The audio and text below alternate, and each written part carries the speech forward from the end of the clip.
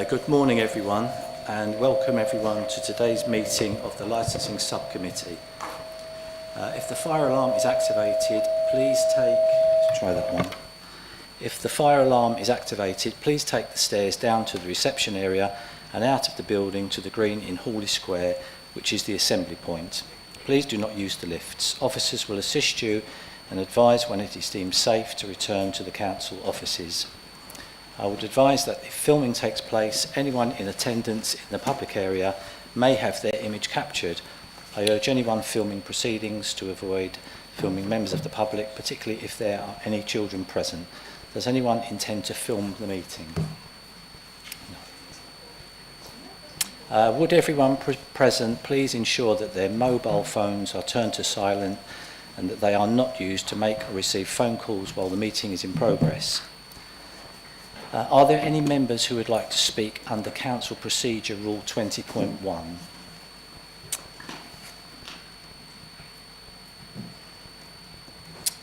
Apologies for absence. I have apologies from Councillor Wright. Are there any other apologies for absence?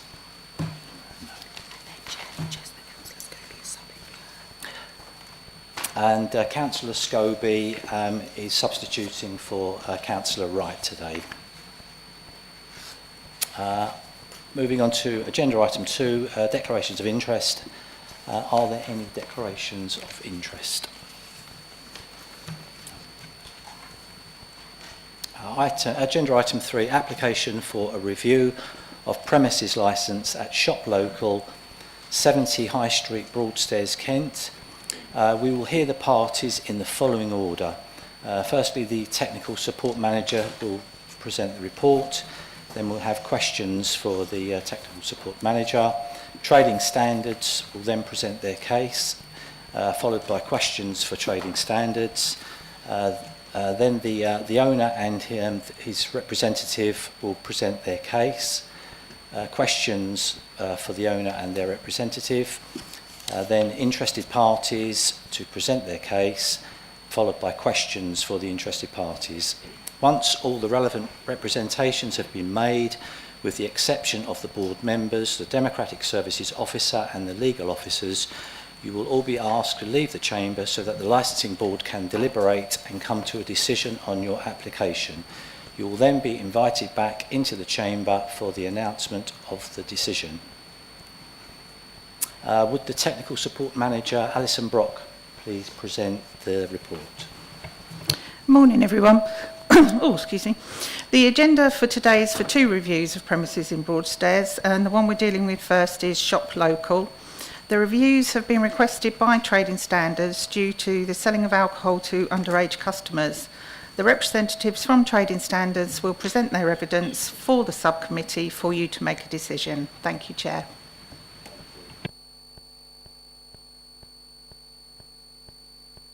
The Technical Support Manager, not at this stage. Please can the representative from Trading Standards please present their case? Good morning. Before I start, I would just like to point out that in the application, the information on the form was for Shop Local, but the actual licence has the details of KD Convenience Stores. That's the legal entity. So I just wanted to point out that difference. Both have exactly the same licence number of 202000110.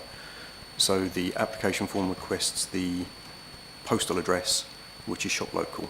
So I just wanted to make sure that everybody was aware of that before we started. The review is brought for the following concerns of the ability of the licence holder to uphold the following licence objectives: the prevention of public nuisance, the supply of alcohol to young people without any age verification checks, young people becoming aggressive and causing a public nuisance, the protection of children from harm, the supply of alcohol to persons who are underage without carrying out age verification checks, or making sure the purchaser is not purchasing alcohol for someone who is underage, i.e. a proxy sale.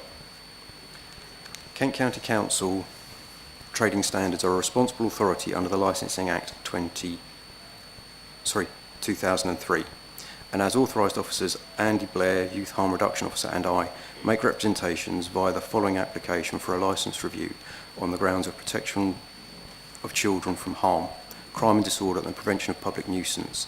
The review application relates to the premises Shop Local, 70 High Street, Broadstairs. The service has conducted inquiries into the serious issues relating to the supply of alcohol at this premises and has considered the evidence obtained. The content of the review application and the circumstances surrounding it leads this authority to raise the concern here today before the licensing committee concerning the suitability of the ongoing licence at the premises, predominantly due to the ability of the premises licence holder and his staff to fulfil the objective of the protection, children from harm, crime, disorder and the prevention of public nuisance. My colleague Andy Blair will now give his account of the inquiries and detail the evidence he's obtained relating to these issues. I will just turn my laptop to you so that it is ready for the video evidence. Good morning, Chair. I am the Youth Harm Reduction Officer for Kent County Council Trading Standards and an authorised officer of a responsible authority. I work alongside partner agencies to reduce the risk of the sale of alcohol to young people of Kent. Working with partner agencies, we take appropriate action where issues and offences are established.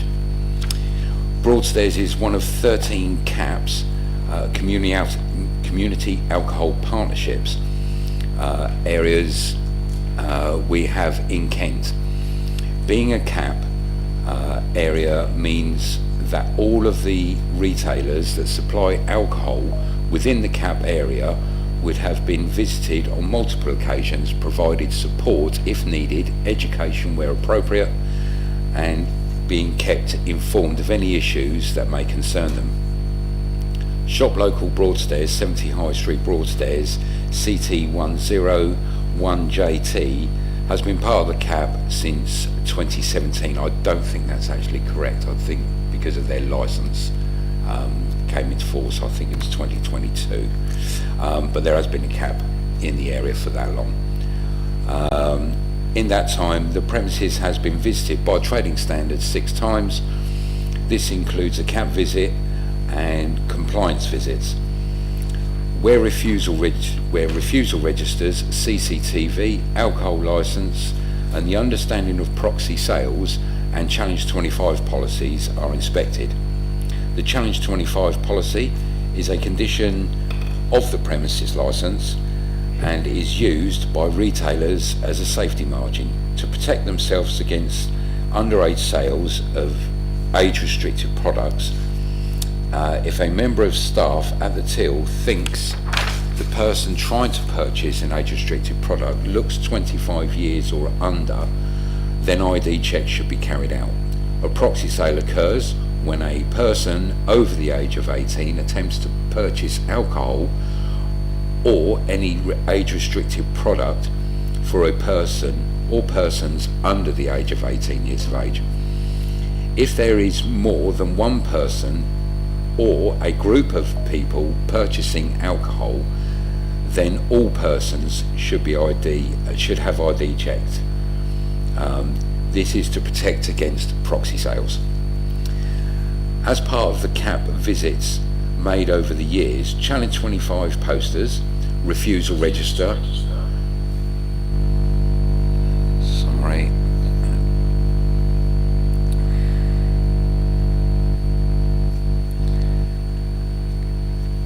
anyone on the meeting, could they mute their mic, please?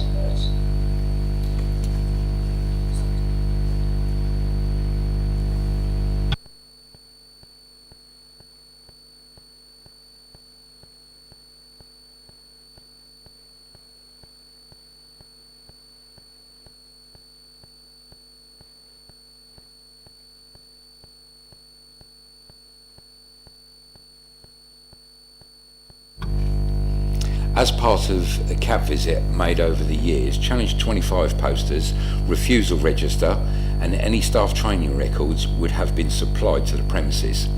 The refusal register is a document that is used to record any refusal made during the sale of an age-restricted product. These refusals would detail date and time, description of the person attempting to purchase the product, what the product is, and why the sale was refused, i.e. underage, challenge 25, policy used, drunk, abusive, and then signed by the member of staff refusing the sale. The refusal register should be audited by the licence holder or DPS periodically to see if there are any patterns, if any patterns are identified, e.g. patterns where younger consumers are trying to obtain alcohol. This enables the licence holder, DPS, to address identified concerns and make appropriate changes. This can include training of staff or more staff working when patterns show high demand. On the 1st of November, on November the 15th, 2021, this service received a complaint of underage sales of vapes. The complaint was noted and used for intelligence purposes. On the 14th of November 2022, a CAP visit was conducted. This visit was to supply a World Cup poster and make sure that all age-restricted policies were in place. On March the 31st, 2025, a joint visit with Kent Police Licensing was conducted, refusal register checked, CCTV in operation which records for 30 days.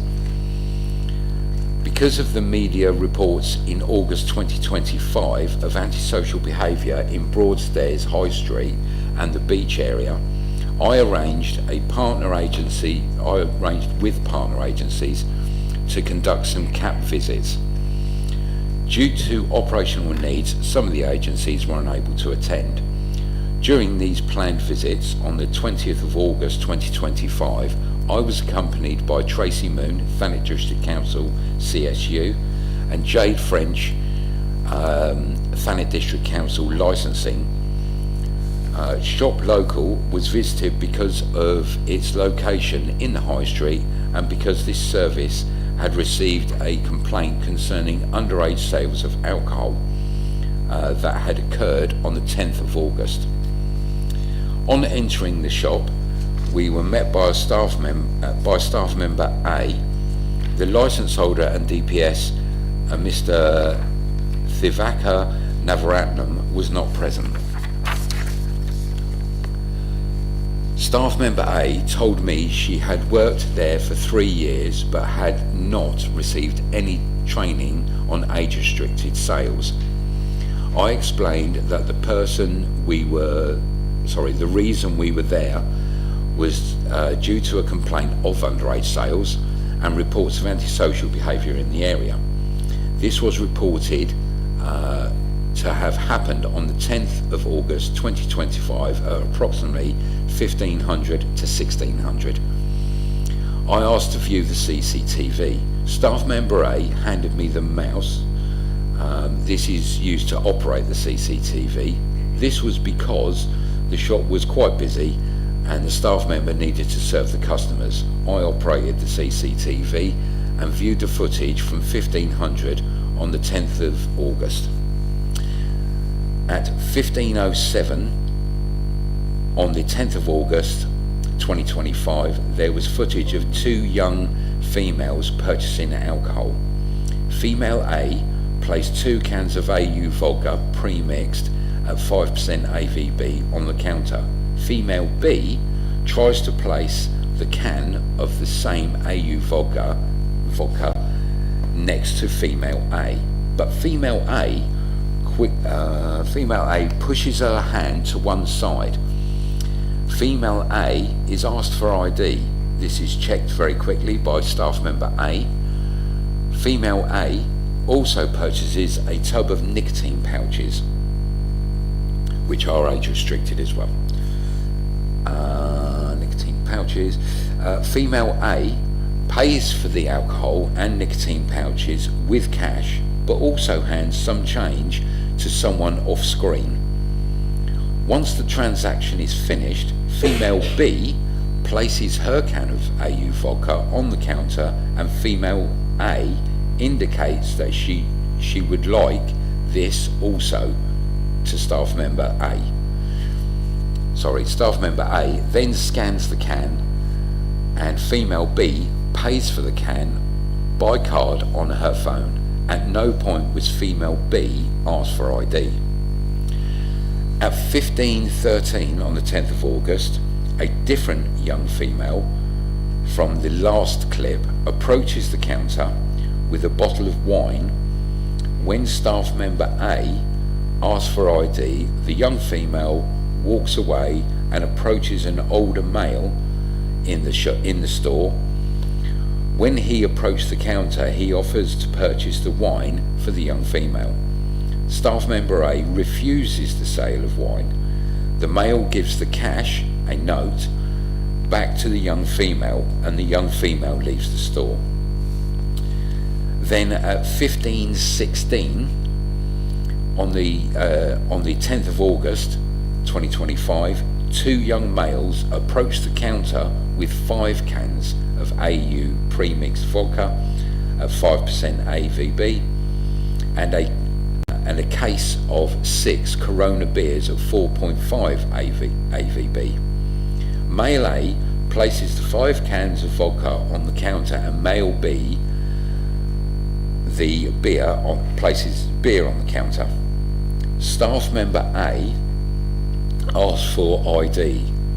After some discussion and the staff member making a phone call, male B hands his phone to the staff member A.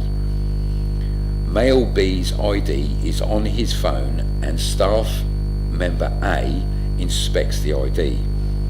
When I reviewed the footage on the day, I asked staff member A who she phoned. She said she'd phoned a colleague to ask if this was okay, and they said yes. I explained that it is not acceptable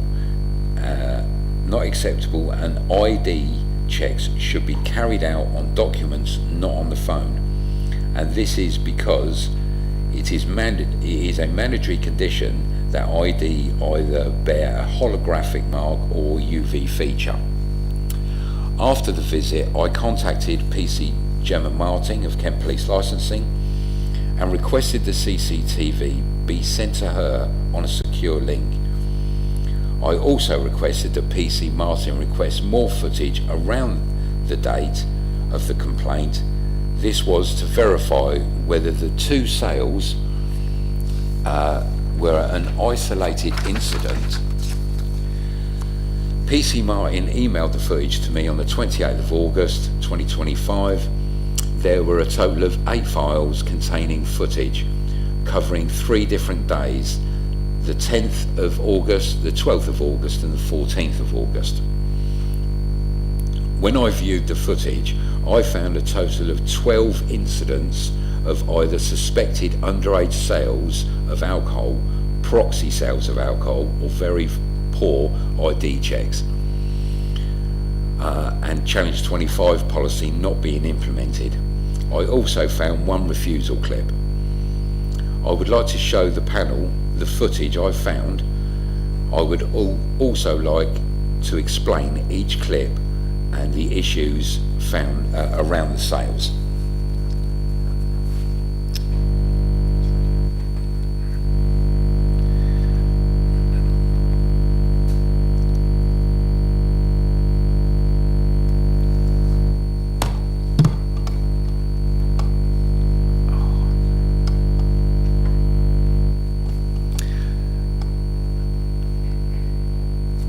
Can you see the footage on the screen?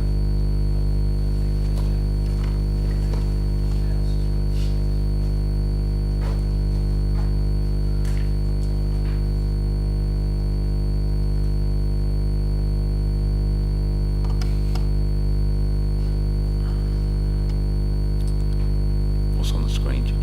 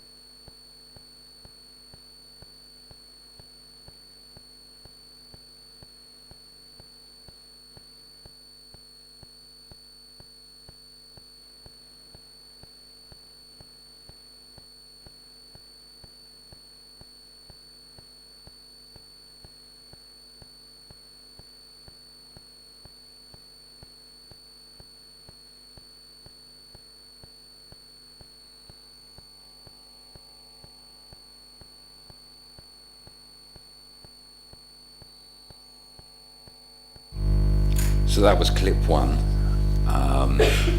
which was female A places 2 cans of pre-mixed AU vodka, 5% AVB on the counter. Female B tries to place the can of the same AU vodka next to female A, but female A pushes her hand to one side.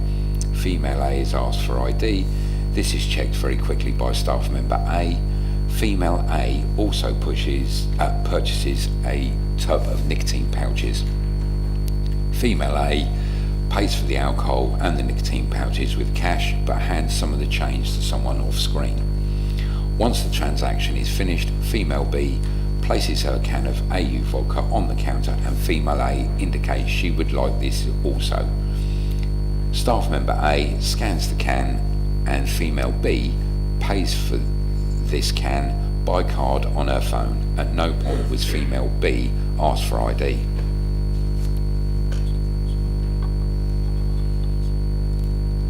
Would you like to see the clip again? Okay.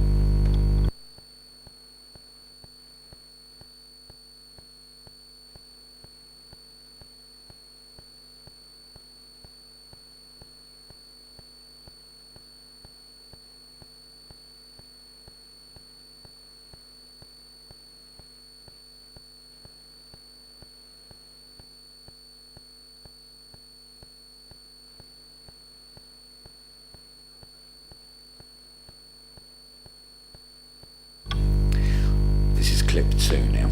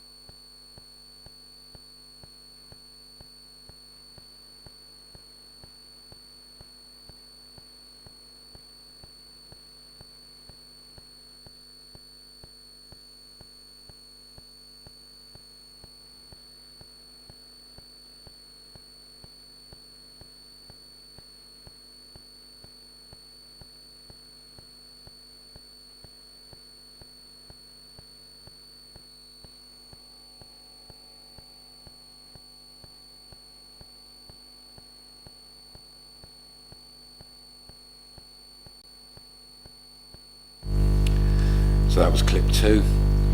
Poor ID check and proxy sale.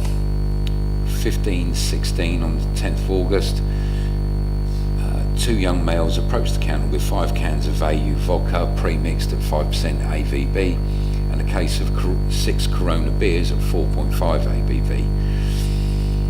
Male A places the 5 cans of vodka on the counter. Male B places the beer on the counter. Staff member A asks for ID. After some discussion, the staff member made a phone call.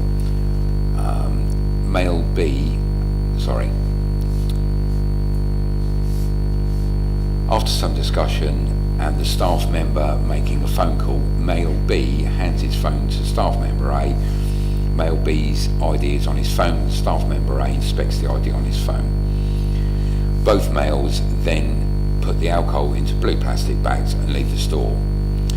When I viewed the footage on the day, I asked staff member A who she phoned, and she said she phoned a colleague to ask if this was okay, and they said yes. I explained that this is not acceptable and ID should be carried out on the document, not on the phone, and that this is because it is a mandatory condition that ID must bear a holographic mark or UV feature. Can we have a pause, please, if that's okay? He just need to pop down to the toilet. Is that okay? Excuse me. Yeah, that's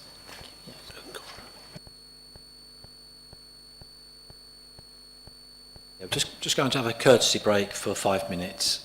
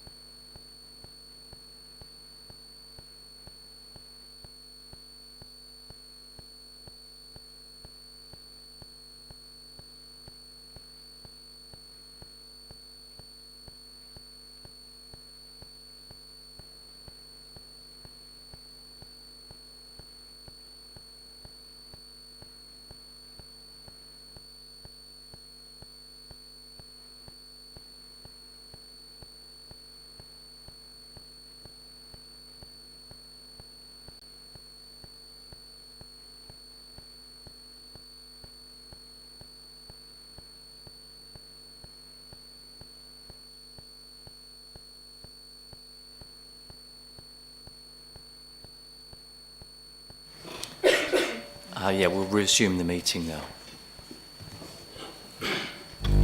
Thank you, Chair. I'm next going to show clip 3. This is 15:25 on the 10th of August.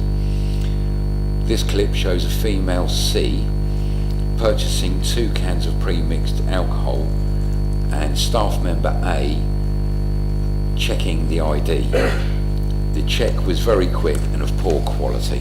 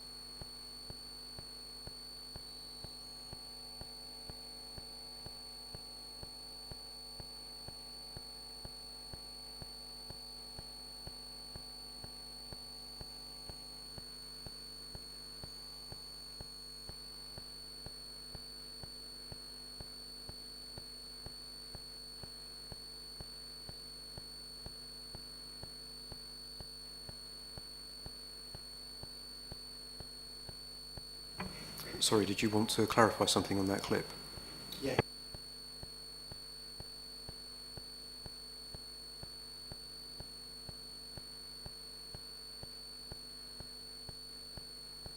Handed over something that looked like it might be a driving licence. What would you expect in a good quality check on that? Asking for date of birth, check the details on the card, maybe even check it with, to make sure it's got UV on it so it's not fake. Okay, thank you.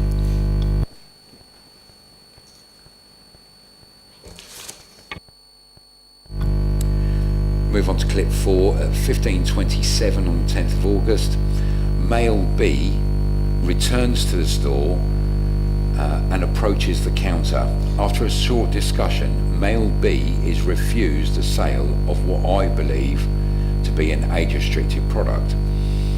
Staff member A had already served male B alcohol only 10 minutes before.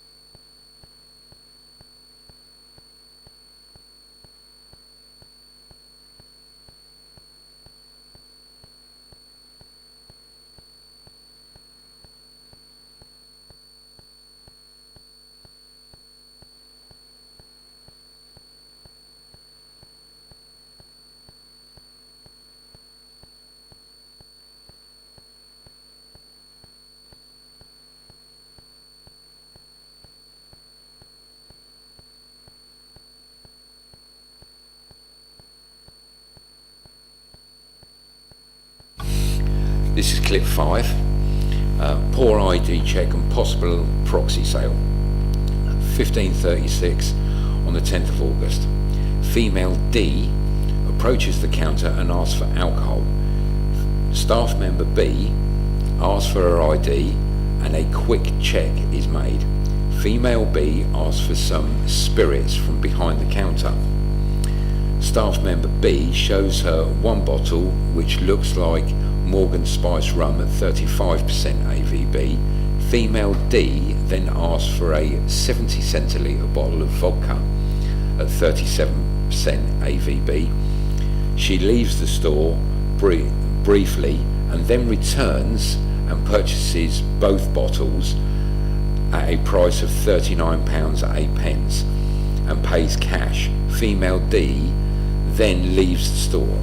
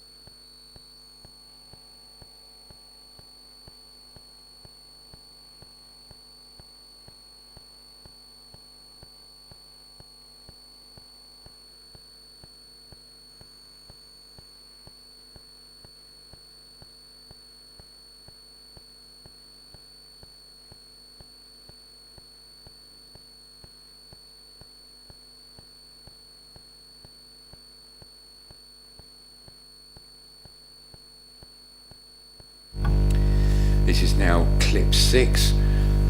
No challenge 24.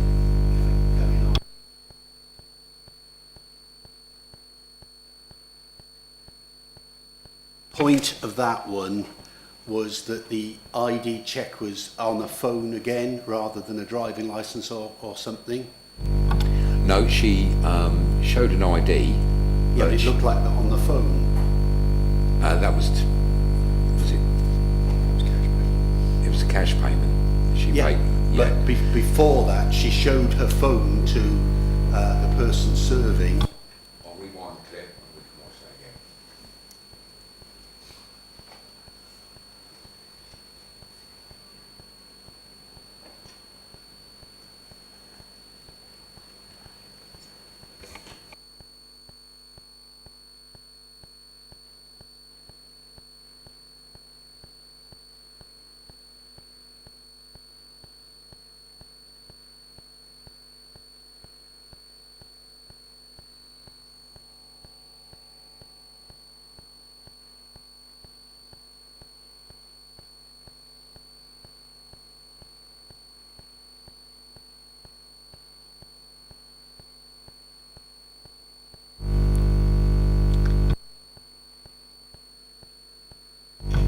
She actually had a driving licence. I can't guarantee it's hers.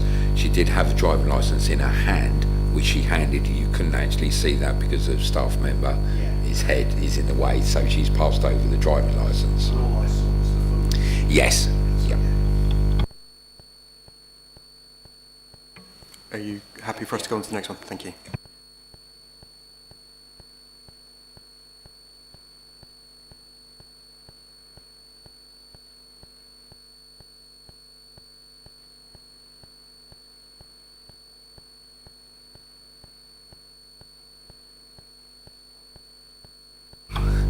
Clip 6, no ID challenge, no challenge 25 ID check at 15:51 on the 10th of August. This clip shows a young couple approach the counter where staff member B is serving with 1 bottle of wine and 4 bottles of beer. Both customers look under 25. No ID checks were carried out to confirm this.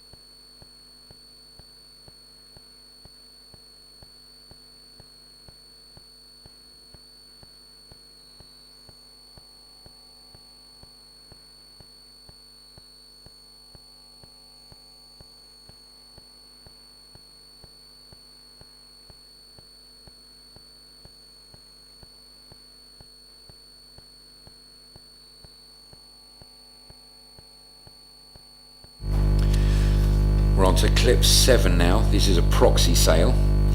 11:12 on the 12th of August. In this clip, a group of approximately 6 young persons approached the counter.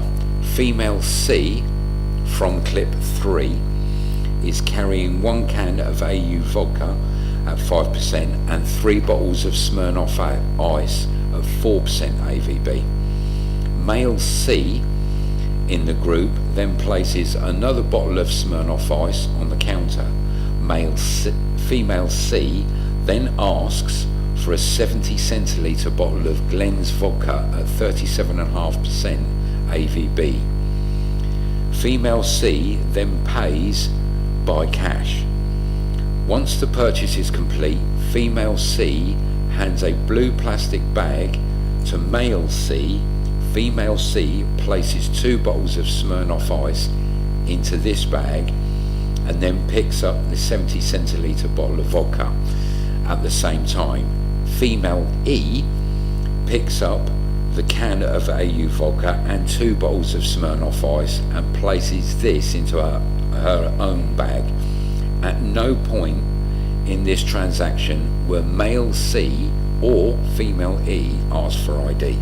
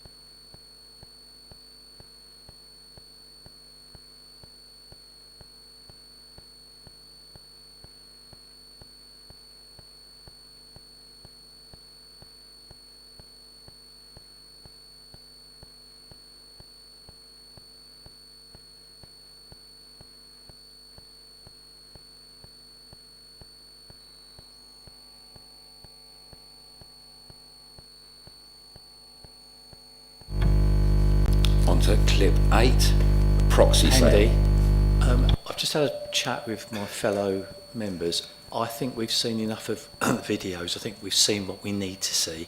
How many more videos have you got there? 8, 9, 11, 12, 12A. Is there anything that's noticeably different on any of the other videos from what we've seen? Because we feel we've seen the videos that showed us the evidence we needed to make a decision. We think we've seen enough. Would you be happy with that? Or is there any particular video that you'd like us to see?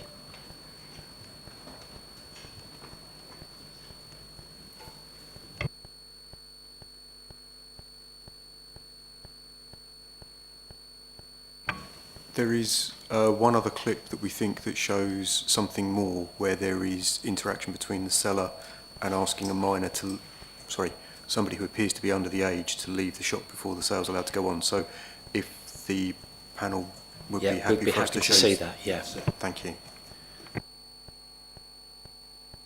Bear with us while we just work out which one it is.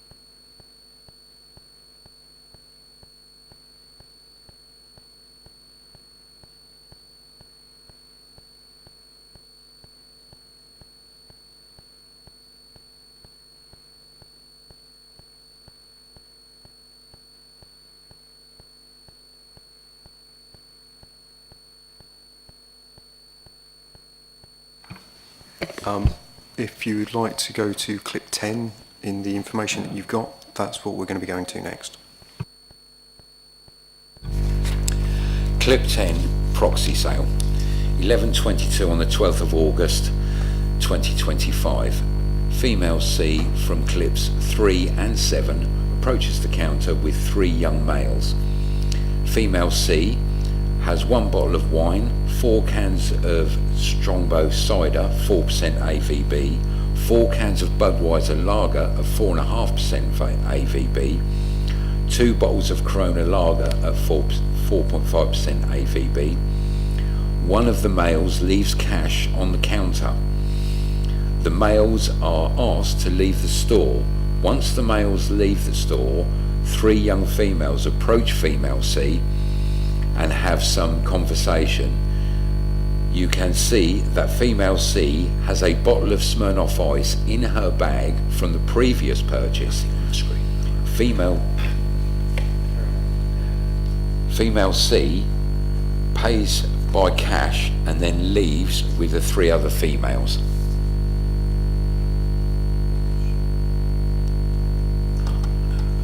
I thought I had. Oh, right.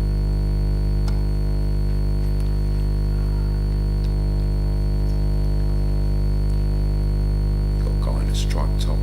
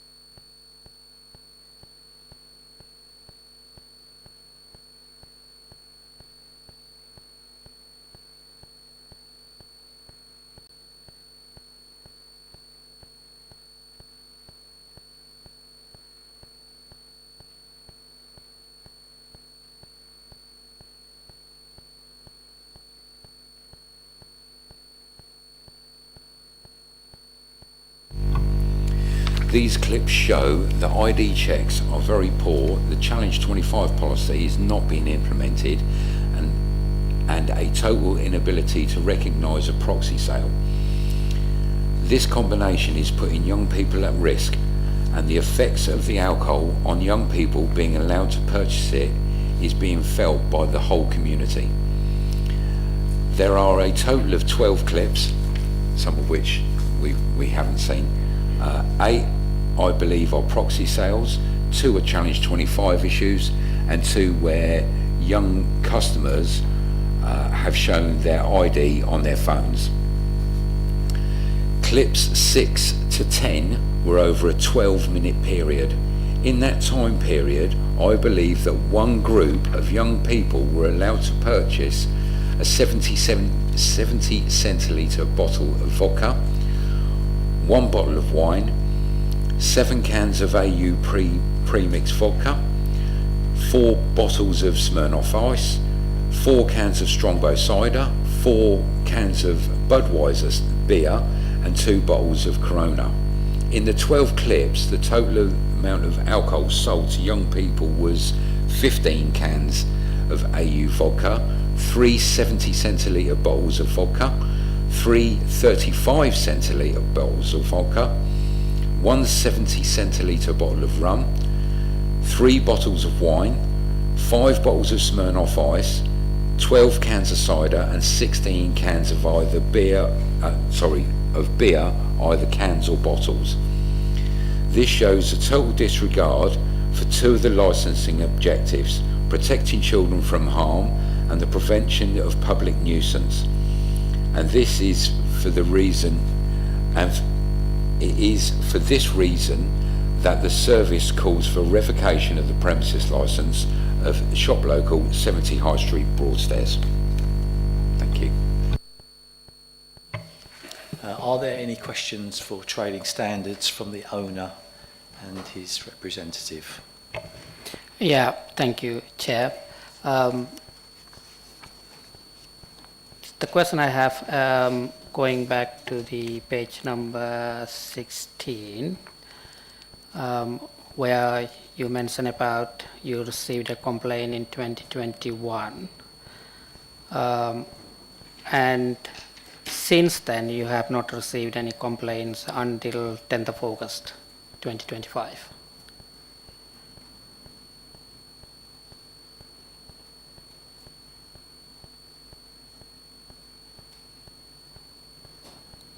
just want to confirm that. Yes, that is correct. Yeah, great. I'm just looking at the visit that 15th of 2021. Since you had a complaint, I just want to check whether have you had any test purchases done since then at this premises? No, there has been no test purchases. Okay, I got it. And the other question I have, since that 2021, I'm just keep looking at that 2021, and then now we are in 2025. Have you issued any, in your visits, I noticed you have visited a few times, and I noticed that, even on the refusal book, you sign the refusal book. But in terms of the compliance, you were satisfied in your visits?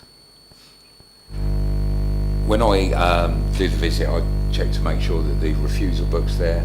Yeah. Challenge 25's policy is understood, Yeah. and the proxy sale policy is understood, and check the signage is in place. Okay, great. And just want to quickly double check with you that when I went to visit wanted to really support them, one of the questions I asked them, obviously I see in your signage on the refusal book, and one of the questions I asked them, did he say anything, and they said that, yeah, you said this is really good, the refusal book, the way it's been maintained. I'm really happy as well, so that's why I want to reconfirm that with you. Obviously, when the officer is attending, they can only review what's in front of them. Yeah. And it does appear that the refusals book is being used. We haven't, I don't know if you're going to be presenting the refusals book, but you can only see what's there. There appears to be some entries, but obviously these entries don't appear to be there, and this activity doesn't appear to be recorded. So the officer can only go on what is physically on the paperwork. Yeah, my question is the one that you viewed at the time of the visit, and the recording was, I seen the books, the times and the dates and everything is very clear, comprehensive records. And that's something that you were satisfied. As far as I have from the staff member who was there at the time of your visit. Was this when I came in to view the CCTV? Yes, actually before that, just let me get the dates so that I think I copied the part of that refusal book where you have signed.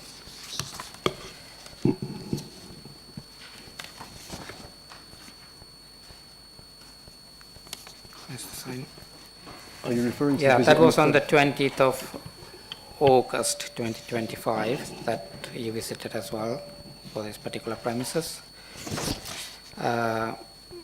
Trading standard. So it's part of our work. Yeah, I think that's what was when it was actually. I think the issue we have is we're looking at a paper document. And then- previous one as well. Where's the other one? Oh, you have done that one, yeah. On the previous visits also I did ask them the questions, because we signed the book, I think. So soon. Yeah. what we've done is when we've looked at a document, a physical document, you take it on its merits. Obviously, since we've now seen the video evidence shows a different reality what has been reflected in the paperwork. So at the time of the visit, the video evidence wasn't checked by the officer at that point. No, we'll come to that of the video events, but I just want to check the previous record. I seen he got 12 months, more than 12 months of records, in the files. Okay, I got it. I think we will leave it there, Chair. Thank you so much. That's it, Chair. Thank you. Any other questions? No, thank you, Chair. Does the licensing team have any questions for trading standards? No. Do Kent Police have any questions for trading standards?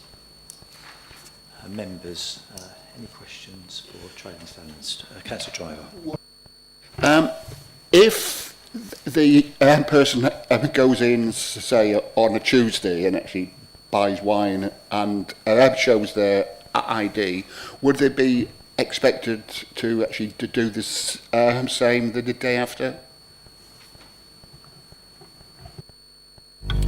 If If it was the same member of staff making the sale, and that member of staff could 100% recall seeing that person's ID, you could most probably expect that they wouldn't ask for it again.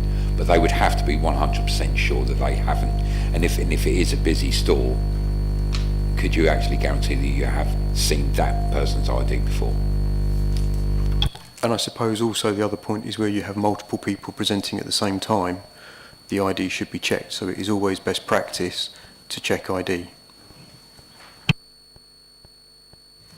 Any other questions? Yeah. Councillor Scobie. I'm not sure where this fits in, but this has been given to us a premises log. Yeah. But in this, the first date is the 19th of October this year.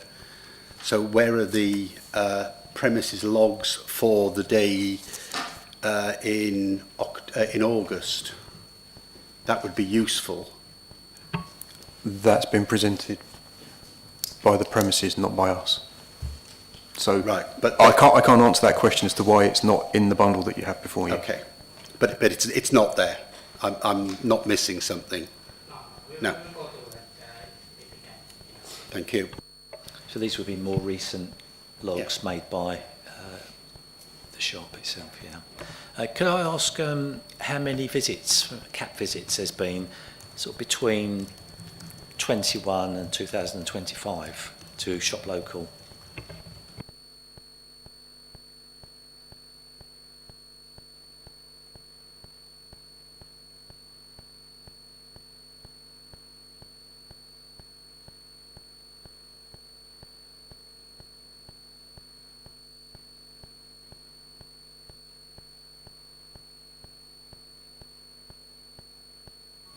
Outside of the incident, there have been 3. And as part of trading standards responsibility, because we're an intelligence-led service, if there are issues, we would obviously go and visit premises more frequently. So the number that have been provided to the premises would sit with the perceived risk at that point in time with the paperwork and things that had been seen previously.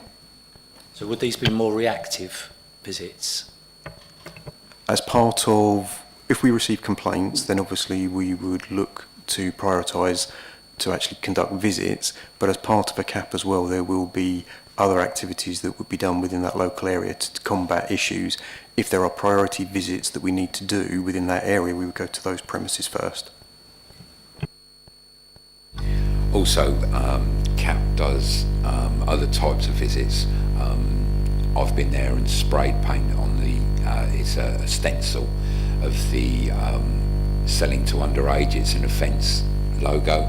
We spray that on the floor outside. It's just a chalk-based spray paint that you get one good spot of rain and it washes it off. But we do that, and we have done that this year down the high street to all premises. And Challenge 25 signs are up in the shop and the other off licences and... The Challenge 25 posters that are up in the shop are actually supplied, and you can actually see the CAP logo on them. So those documents would have been supplied. If they haven't got a refusal book, or if they're looking like they're running out of space, we can supply another one along with staff training records, statutory tobacco notices, any support they need really. Thank you. Any other questions from... No. Would the shop owner and their representative, Viveka Navarasam and Suresh Kanapathi, now present their case? Thank you, Chair. The premises license holder, I'm a licensing consultant, so I do some training and compliance visits as well for the premises, Chair. When he contacted me, I work with them more of an educational way to support them wherever is possible, and also work with the authorities as well.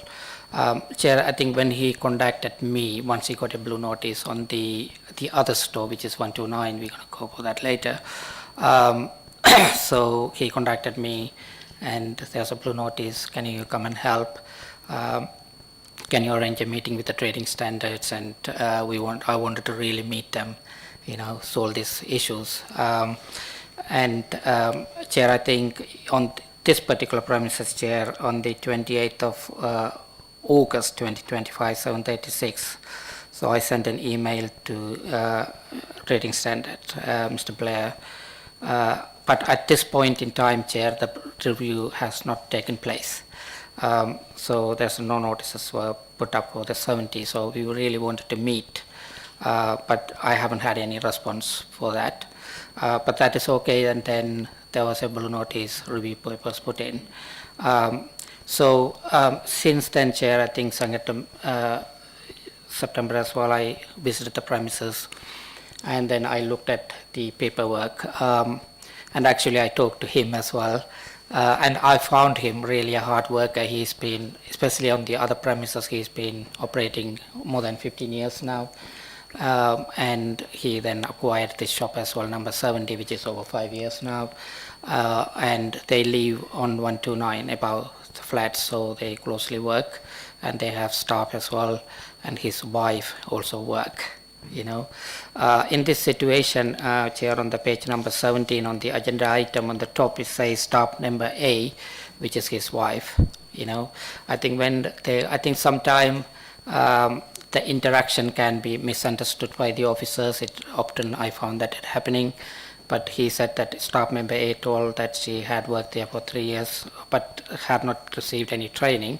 But on the other hand, so what she meant at the time, I think the issue was, when he called me, he told me that the issue is at the time the officers were having interaction with the staff member about checking ID on the phones, and she called somebody as well to double check and things like that. So I think she mentioned she was really confused and panicked, and she said, I didn't have any training about phone checking or something like that. I think that's actually misunderstood. But on the other hand, Chair, I think all these clips and things like that can be taken as the store.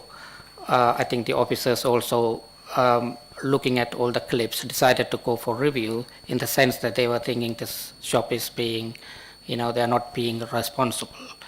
But Chair, I think that's not the case, because he is really upset all these things happens, but at the same time he approached us and he really wanted to do everything to protect. Obviously the business is very important to him, it's a family business, and it is very important for him. He wouldn't take any risk losing the license. I think you can see having the CCTV is forwarded to the police, and he's really working with them in the sense that it's proof that the officers also visited and they haven't had any complaints. That is, if the officers were concerned about anything, they would do like a test purchases and things like that. That didn't take place, Chair. So that's the brief background, Chair. But if I may go back to the 10th of August, Chair, I think even I was looking at the CCTV footages with the officers. I really wanted to talk to them. I think they were not prepared to do that. They wanted to come and really handle that, but that is okay. But what we really wanted to put this business in place to promote the 4 licensing objectives, putting a system in place that will really support them. So I appreciate that a few years back, very long time ago, they have approached, given some leaflets and all the posters and things like that, Chair.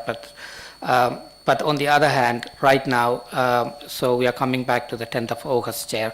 I think, but we can see, Chair, I think he knows what's happening in the area, because he's been there for, 15 years, and and he had a very good relationship with neighbors. Actually, when I went, I talked to a few stores as well. The next door coffee shop, they also own sales of alcohol. I talked to him. And they were really surprised as to there was a blue notice put off and taken off and then put back, and what's been happening. They were keep asking me as well. But I said, we are dealing with some issues. But I've been walking on that street. Actually, there are a number of stores there. I think it's important. These 2 stores are really part of that community. Now, Chair, in the August, I think the officers and the police, I think they all know that it was very unusual times. I keep asking him, is it like that all those years, 15 years? But there are some, I think the Facebook, they organize some kind of getting together, the youngsters, they come, and on the 10th of August itself, I think the Tesco was really had a hard time to manage their premises as well because of some violence taking place. They had to close, I think, as far as I understand from him, close the Tesco store. And during that time, obviously there are a lot of people coming to this store. But it was a very challenging period. Chair, I think the business, for the staff as well, is a very challenging times at the time, very unexpected times. So in any case, Chair, so where we are coming, in all these clips, there are, we could look at all the clips together and say, this is not good, but on the other hand, there are, if I just quickly brief the clips, Chair, but in the meantime, what I wanted to overall, the license holder take full responsibility in terms of what's been happened. He is not really accepting. That's one of the reasons he wanted to really talk to the trading, the officers and have a meeting and really come to kind of things. But now coming back, I just want to brief, Chair. I think I just wanted to make sure that we are in any time, whether the license holder or myself, trying to justify any of these clips, Chair. But I just wanted to, I think it is fair to say, some of the, on the clip number 1, Chair, I think where they failed to check the ID from 2 people there. We accept that 100% responsibility for that, and also, you take responsibility for that, Chair. And the clip number 2, Chair, I think I just want to clarify that. I think there was, someone was showing ID on the phone. She called the other staff. And they have another staff, who is like a full-time employee. He's also like a personal license holder. I had interaction with him, Chair, as well. But in this particular incident, she called the other staff to check the CCTV, because all the staff can check the CCTV on the phones, check whether this person, he's got the ID on the phone. He says like he came before, and he checked and he said, okay, like that, right? I think he knows you can't check the ID on the phones. He is very clear about that. But his wife was not clear about that 100%. We have to be really honest, Chair, on that one. She wasn't clear whether, ID on the phone acceptable or not acceptable. She wasn't like 100%. That's why she was communicating to the officer. But now, that's where the clip number 2, Chair. And clip number 3, I think you can check. The ID checking is the poor quality. I think I'm not able to comment too much on that. I was keep asking him. I think he said they have very, very good experience checking IDs in terms of checking the holograms. But I think it is a busy times. They could be, could be like a quick check. But on clip number 4, and there are few clips. I think I just want to point out. I think straight to the clip number 6, Chair. There's a couple's bought the wine and 4 bottle of beer and the bottle of wine, and those couples, I was checking with them. Why didn't the staff check ID? I think we're checking with the staff. I think they came. They apparently came previously show the ID, so that's one of the reasons they didn't ask ID on this incident. You can see, Chair, I think even from clip number 3, the female C is actually returning it back, So the same people are coming back on these clips, Chair. And the other incidents of proxy sales, Chair, I don't want to go into more details, but I think we, rather than, going into that, but what I would like to say, Chair, I think, see the premises license holder in terms of proxy sales, he takes full responsibility for that, where she checked ID. But even when I was talking to the staff, also he knows, right? But they were not clear. So they were thinking, they come separately, but they are together there, and that's kind of mindset they had. But now they know, right? They are like very clear about that. And you can see on one of those story, I think one of the clips was been happening. Which clips is that? Excuse me. Yeah, one of those clips there, I think. They some of the clips, they came back summertime. They checked the ID previously. That's one of the reasons they didn't check again. That's one of the story on one of those as well, Chair.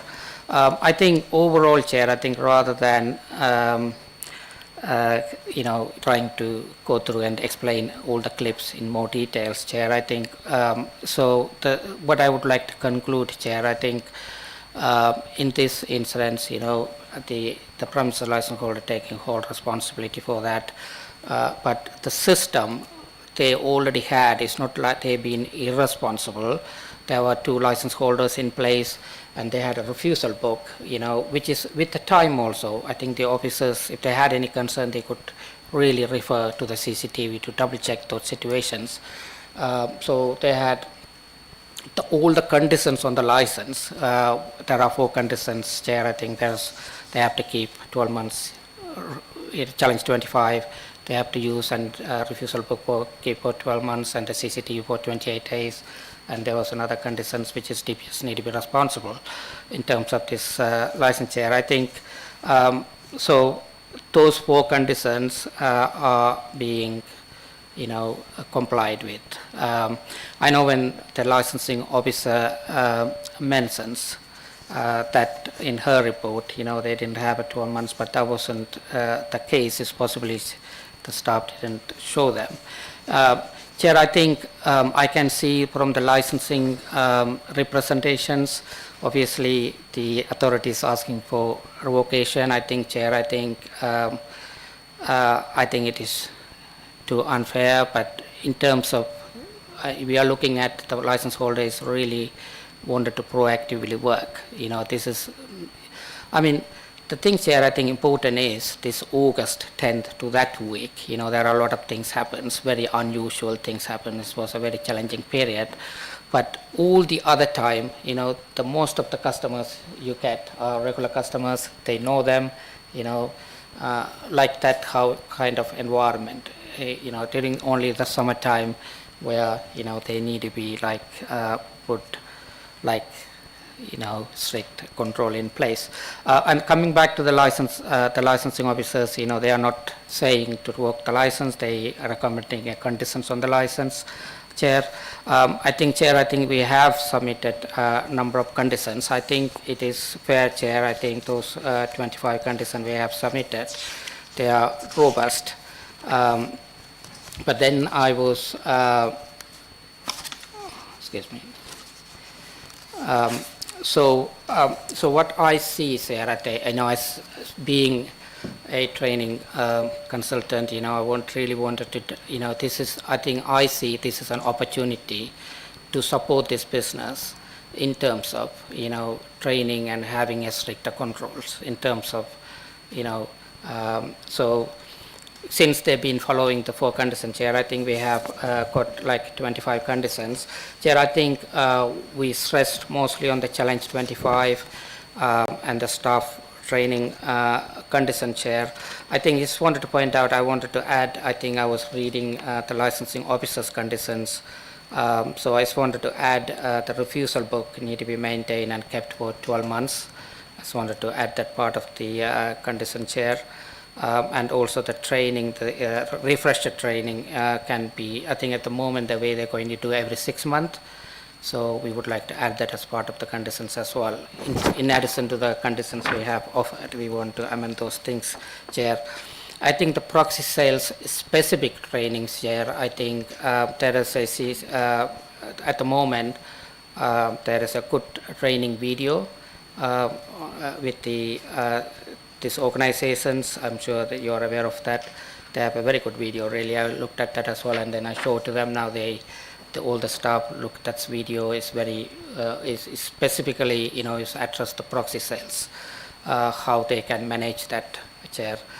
So I think the proxy sales specific training, Chair, the conditions we have to really, I think the causes of concern here, I think for me, Chair, I think they had challenged people, the refusal report there, the staff, so already been confirmed through the officers, the staff know what challenge 25 is, considering all of those. So the concerns here is the proxy sales, where we're going to have like a robust conditions to address that. And specifically we are looking at this, this incidents in August in the summer times. So we have, I think, those conditions there specifically to address, Chair. And I think that's all I would like to say, Chair. Thank you. Thank you. Are there any questions from trading standards to the owner and the representative? James. First, if I could just address some of the information that has just been provided. So you've turned around and said that you emailed us and you did not have a response from us. I believe that we asked you what the intention of the meeting was. And this is for the number 70, you didn't respond to that. It's 129. Excuse me. So there are two emails. One is regarding 70, one is regarding the 129 other shop. But for the other store, they responded, what's the purpose of it, But I'll come back to that when I responded to that. I'm just talking about only 70 at the moment. In your response, you were talking about clip 2, and you were saying that the member of staff who was shown the ID on the phone spoke to a personal licence holder. Is that correct? Yeah. Is the person who was in that clip also a personal licence holder? The lady, yeah. So the person who was unsure about checking on a mobile phone was a personal licence holder? Yeah. Okay, thank you. So just to clarify, she was phoning a personal licence holder and she is actually a personal licence holder herself. Well, what happened when she had the conversation, the customer said to her, the other staff who works here, she knows me, I show the ID before. Now I only got the phone ID, something like that. Then she called the other staff to find out, okay, this person here showing a phone ID, but do you know him, like that? I think he looked at on the CCTV, said, yeah, I know him, you can serve, like that. But, so, staff member A, the female, is she a personal licence holder? Yeah, we said that. She's a personal licence holder? Of course. Okay. I think that's something we mentioned in our report, in my presentation also, is something that she 100% clear about. Yeah. Okay, so in the refusals book, whose signature is majoritively in the refusals book? The majority of because the full-time staff, which is, what's his name? Kausigan, yeah. So, who is the staff mostly there? So you can see there's a signature, Kausigan, yeah. Whose signature is that? Is her? So is that staff member B? Yeah. Staff member B, yes. Thank you. In the information that you've provided, in the documentary evidence, you talk about staff training. Yeah. And you've turned around and said that there would be written guidance that would be plainly visible for staff. That written guidance isn't available in the information you've provided. The thing, I didn't want to put whole pages, it's the book actually, the whole book, which is quite a lot of pages about, how many pages of the staff training.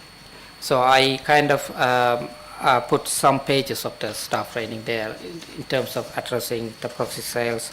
Let me see where I put that in. In the steps that you said you were going to take, you said there was a specific document. I also sent part of some pages of the training, not all of it. No, Excuse me. in the document you've said there would be a specific document that would be printed and framed and placed in a visible area within the store. That specific wording isn't included in the information. That document that you referred to isn't in the pack. Oh, I thought we haven't put that in yet. Yeah. You haven't put that in? No. Okay. And also in that same information, you've said that the owner of the store was going to do something called a watch scheme. Yeah.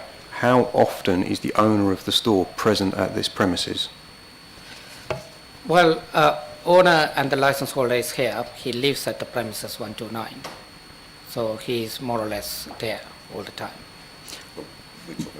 But in 70 and in the information that you've said, there is going to be a watch scheme, and the owner is apparently, in what you've presented, will be there and will check and will go outside of the shop if need be. You've identified the owner. That's why I'm asking, how often is the owner there? Oh, he 3-4 times, 17.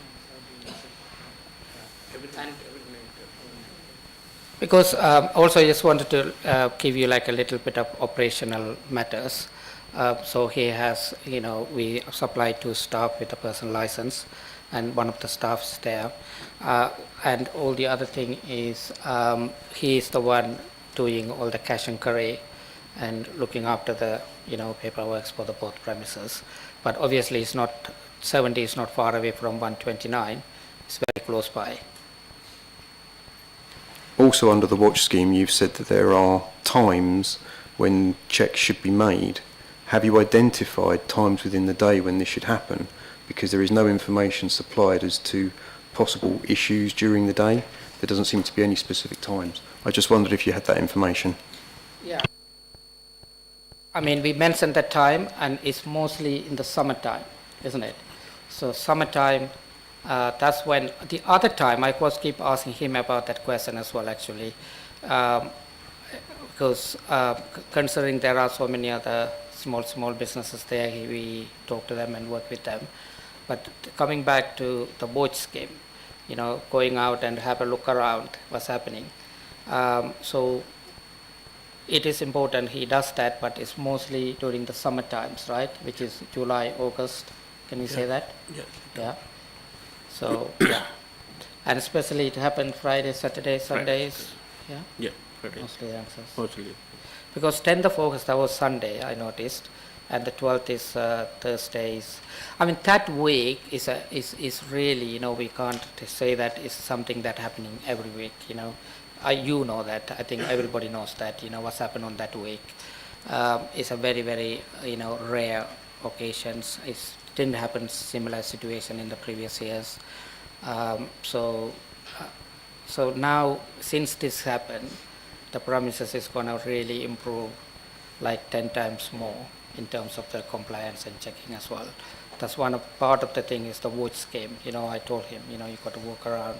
He agreed that, during the summertime, he's going to do that.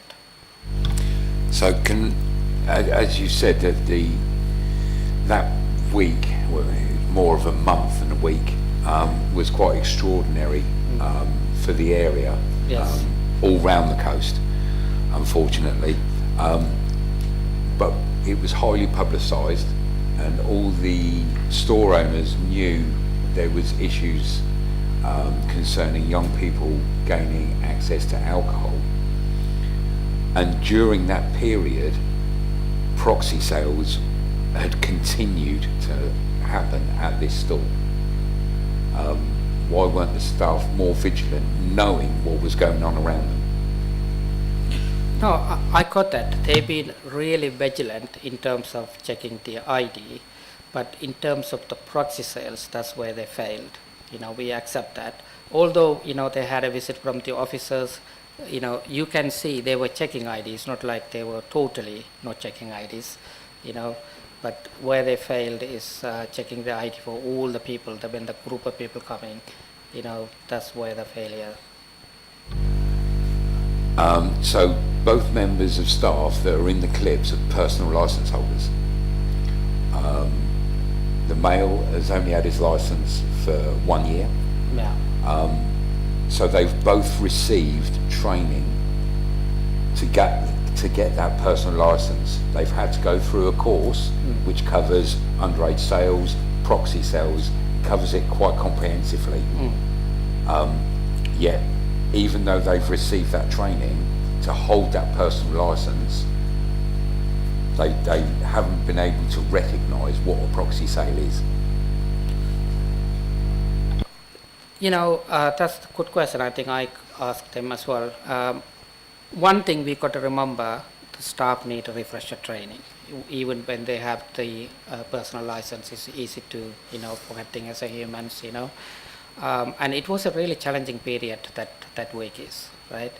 And previously I checked with them, they check ID, even for 2-3 people coming. But in this incident, it was very difficult for them to see. For you, we can all look at the clips and then we can make all the assumptions. They come in a group, but often, they come separately as well, right? And then they come together there. But for them to see whether they come together or separately, it's a very challenging. But now I think they have a deep understanding of, knowing this challenging period. I'm sure it won't happen again. So the premises already has conditions on its licence. Yeah. And one of those conditions is the DPS to supervise the day-to-day running of the business. That has already been in place since the licence been in place itself. So yes, there was a failing by the members of staff, but also you say that there was no refresher training. The licensee, the licence holder and DPS has had day-to-day contact with them. Why was there no checks done, no refresher training done, making sure that they're, checking the refusal book to see if there are any of those patterns? Why wasn't that done by the licence holder? But I know you made that assumption that it was not done, but you can see there was a refusal book over there and he was checking the refusal book on a regular basis and 12 months of records were there, now that, we put a new system where every page is checked and signed by him, as part of the regular procedures to rectify that. But in terms of the training, when we say refresher training, like in a kind of, going through the whole thing, because right now how he's been doing it, like, on and off, like on a irregular basis, just telling the staff, okay, make sure you use challenge 25, make sure, ask ID and make sure you write it in a refusal book, like that, So Was any of that documented? the documentation that's one of the reasons we, when I went there, I thought that something is missing. So I said to him, look, you got to really document them now, because rather than keeping it verbal, don't rely on that. The staff need to sign them. That's when they feel, they had some training, So with all due respect, unless there is documentation to record it, you can't actually prove that the training was done on a regular basis. And that's why the training records are so important. Of course, yeah. And that would have been supplied to the shop as part of the CAT visits. Yeah, it's something I asked him actually, but I think he can't remember what it was. But yeah. Any other questions? No. Thank you. Are there any questions from the licensing officer or technical support to the owner and the representatives? Yes, please, Chair. Thank you. Just a couple of questions I would like to get clarification on, please. CCTV, is it outside the premises? Do you have it looking down on customers coming in? You do. And so where is the monitor in your shop compared to where you stand? Can you see that monitor from the till? Okay, so you would be able to see if there's a group of children outside or younger people outside asking for proxy sales. You would be able to see that. Yeah, okay, fine. The staff that have been involved in this, are they still employed by you? Yeah. Yeah, and that's 2 on each shift or 1? Yeah. You mean at the time? At the time there's only one staff. At the time, there's only 1 member of staff working? Yeah. Okay. And then again, his wife is extra support. but there could only be one member of staff at any one time working for a period. Okay. And in answer to the question with regards to Challenge 25, ideally that should be checked on every single occasion, regardless of whether they've been into the shop a day before, to cover yourself, to make sure that you regularly do those checks. Okay? Okay. That was all. Thank you, Chair. Thank you. Are there any questions from the police to the owner and the representative? Do any of the committee members have questions for the owner or representative? Councillor Scobie.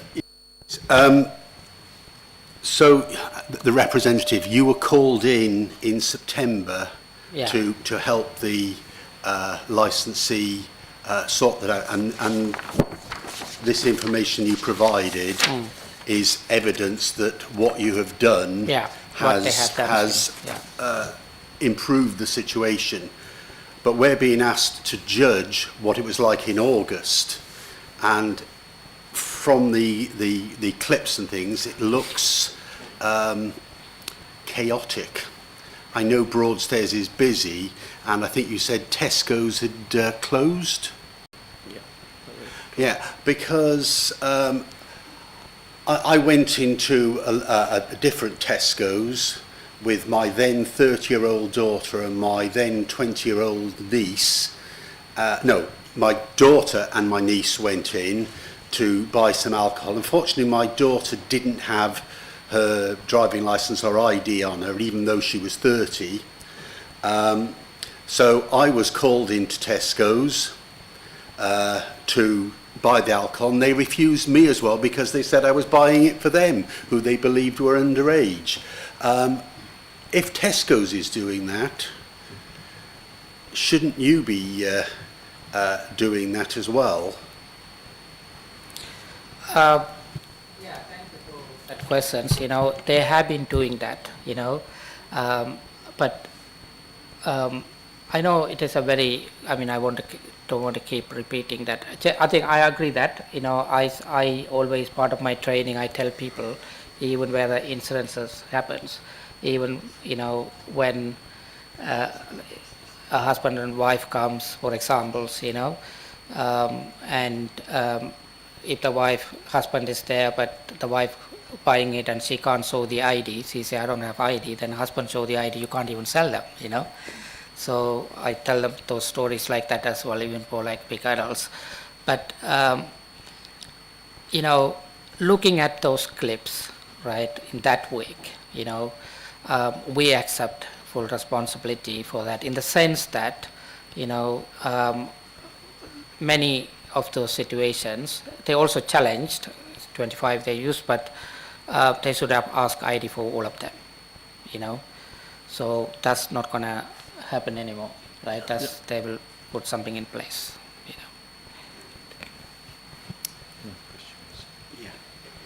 know. This is to trading standards and licensing. What training is available for personal and site licenses? Does TDC offer it? Do you offer it to new and existing license holders? Thanks, Chair. It is actually their responsibility for this, and by doing for them to provide it, and by doing the BIAAB course, which enables them to get a personal licence, they should be aware fully of what they need. And there is plenty of literature online, I'm sure. And from trading standards, if I do a compliance visit in a store and there is no evidence of staff training records, we have a pack that we can give them, and it's got all the relevant information in it. It's got Challenge 25 in it, it's got proxy sale information, even to how to spot fake ID. It also comes with a training record, a very basic training record that they can just tick box what they've received training on, name, sign it, date it. All of this, we tell them, can be photocopied because there is only a couple of things on there. There's also examples of refusal books in there as well, and we'll offer, you know, if they haven't got any staff training records, we'll tell them how to do it. This is what you need to do. You need to read this literature, you need to put it into practice, you need to sign to say that you've received this training. We offer that support for them anyway. We're not obligated to train them, as Alison Stocker has identified. It's somebody else, it's their responsibility. Yeah, no, thank you. Would the representative from Kent Police please present their case? Thank you, Chair. Over several days in the summer months of 2025, Broadstairs has experienced significant disorder linked directly to underage alcohol consumption. Large groups of youths engaged in street drinking, fighting and aggressive behaviour towards staff and members of the public. These incidents resulted in multiple arrests for offences including assault, criminal damage and breaches of public order. The implementation of dispersal orders across key areas such as the beaches and town centre, and the authorisation of Section 60 stop and search powers under the Public Order Act to address escalating violence.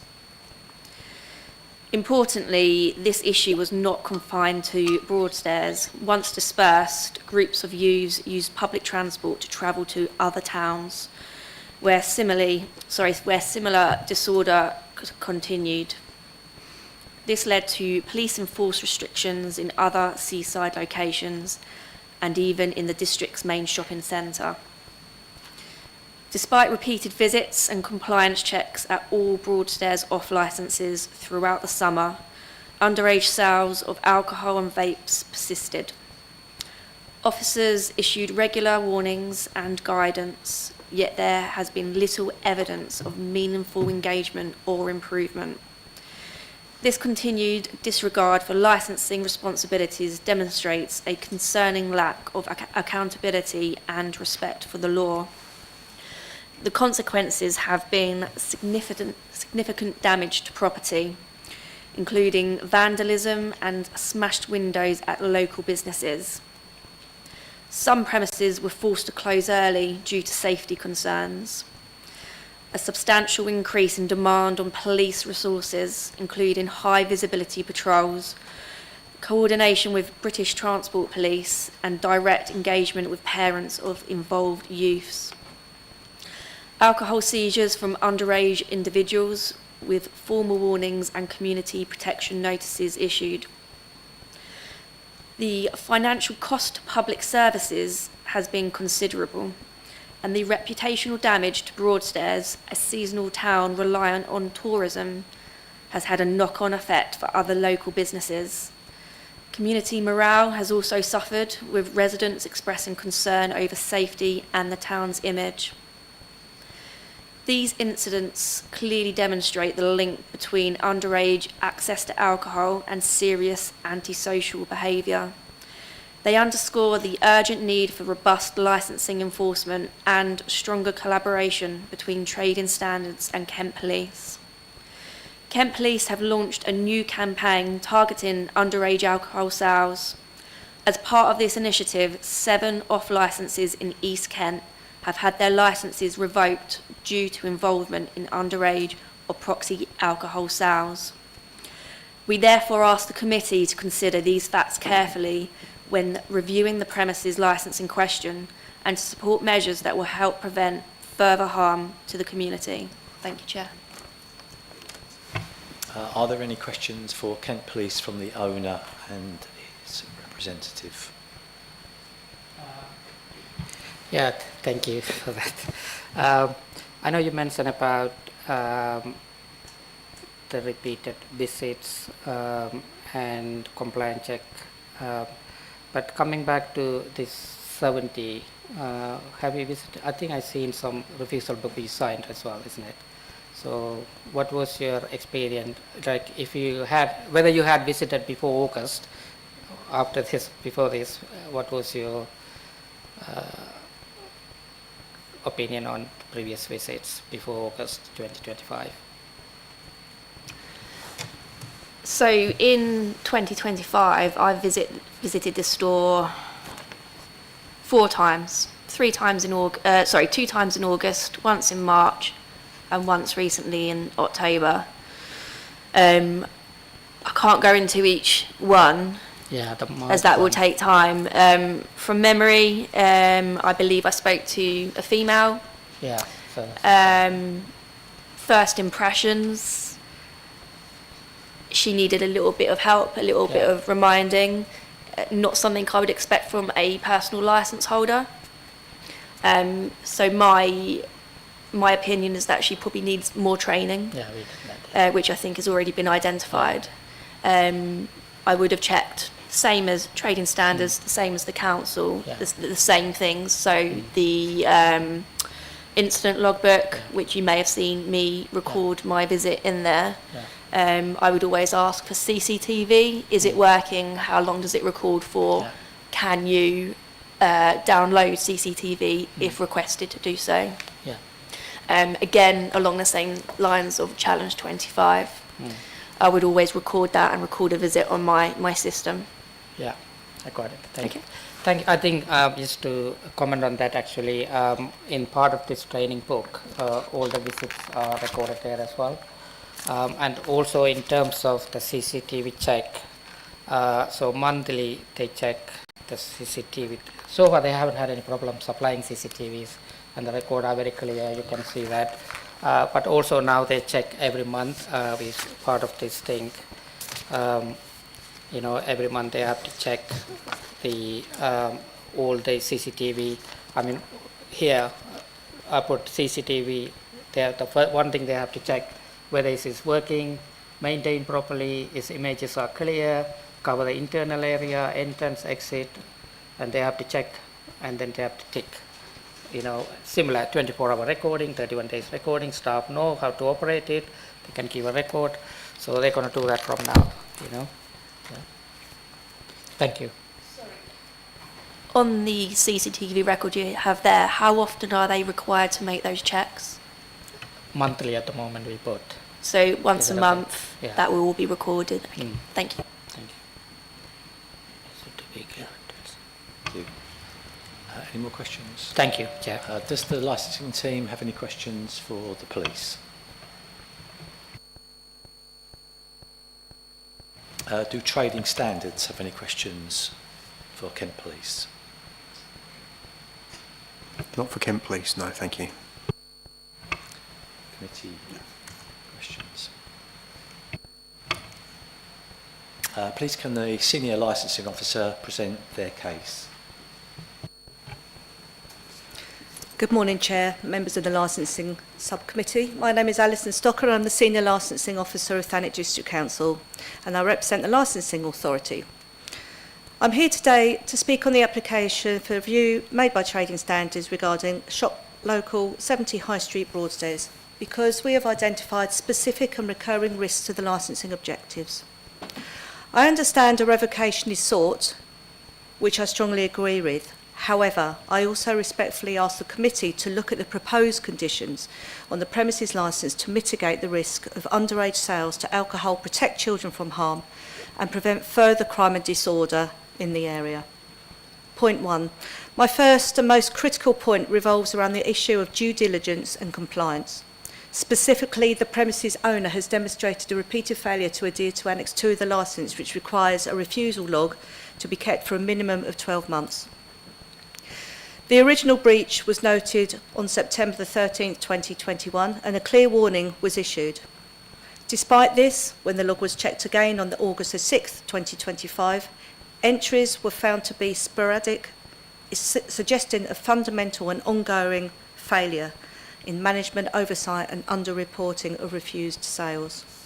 This is not merely a technical breach, it is a serious failure that prevents responsible authorities from monitoring the premises' commitment to preventing underage sales. Point 2, secondly, I wish to address the core aspect of protecting children from harm and preventing crime and disorder. The police evidence strongly indicates that this premises is a source of alcohol for minors via proxy purchasing, which fuels antisocial behaviour in the area. Kent Police email dated July the 1st, 2025, notes officers dispersing streams of youths with cold alcohol who claim to have purchased it from Shop Local, directly contradicting the single refusal the store reported for that busy period. This substantial discrepancy leads us to conclude that proxy sales are occurring unchecked. Adopting my suggestions would not only address these concerns but also demonstrate the committee's commitment to protecting the local community and reinforcing responsible retailing. Point 3, finally, I want to emphasise that 6 proposed conditions offer a proportionate and targeted solution to these specific failings. These conditions, including Challenge 25, a weekly reviewed register, mandatory training on proxy sales, are designed to plug the existing gap in staff vigilance and management accountability. We recognise the issues with shoplifting raised by the staff, which is why we also suggested additional staffing for busy periods like Folk Week. However, the licensing objectives must be paramount, and these conditions are essential to secure them. In summary, in closing, if a revocation is not achieved, my request to approve and impose the full set of 6 conditions rests on 3 fundamental pillars: the repeated licence breach regarding non-record keeping, the compelling evidence of proxy sales and disorder, and the necessity of specific mandatory conditions to ensure compliance. The evidence clearly supports the finding that the current operating procedures at 70 High Street pose an unacceptable risk. Revoking this licence would seem a fair and proportionate solution. However, further imposing these conditions is the most direct and effective way to secure the licensing objectives. Thank you for your time and consideration, and I'm available for questions if anybody wishes to ask me any. Thank you. Are there any questions for the licensing officer from the owner and the representative? Are there any questions from trading standards? Do Kent Police have any questions? Committee members, any questions to licensing? I'd just like to say that the conditions you mention are under Annex 4, if anybody hasn't seen them. The conditions themselves, I think Challenge 25 was already in place, but it's the 6 conditions, the extra conditions that you mentioned, that currently are not in place. Yeah, I think I would reiterate the Challenge 25 policy because obviously it clearly wasn't being adhered to.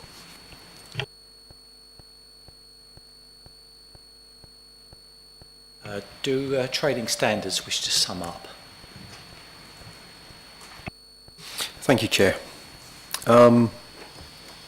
In summary, we would still look for revocation because of the sporadic information that has been provided. Just to cover off, last week we had a meeting with the licensee representative, but the licensee didn't actually attend.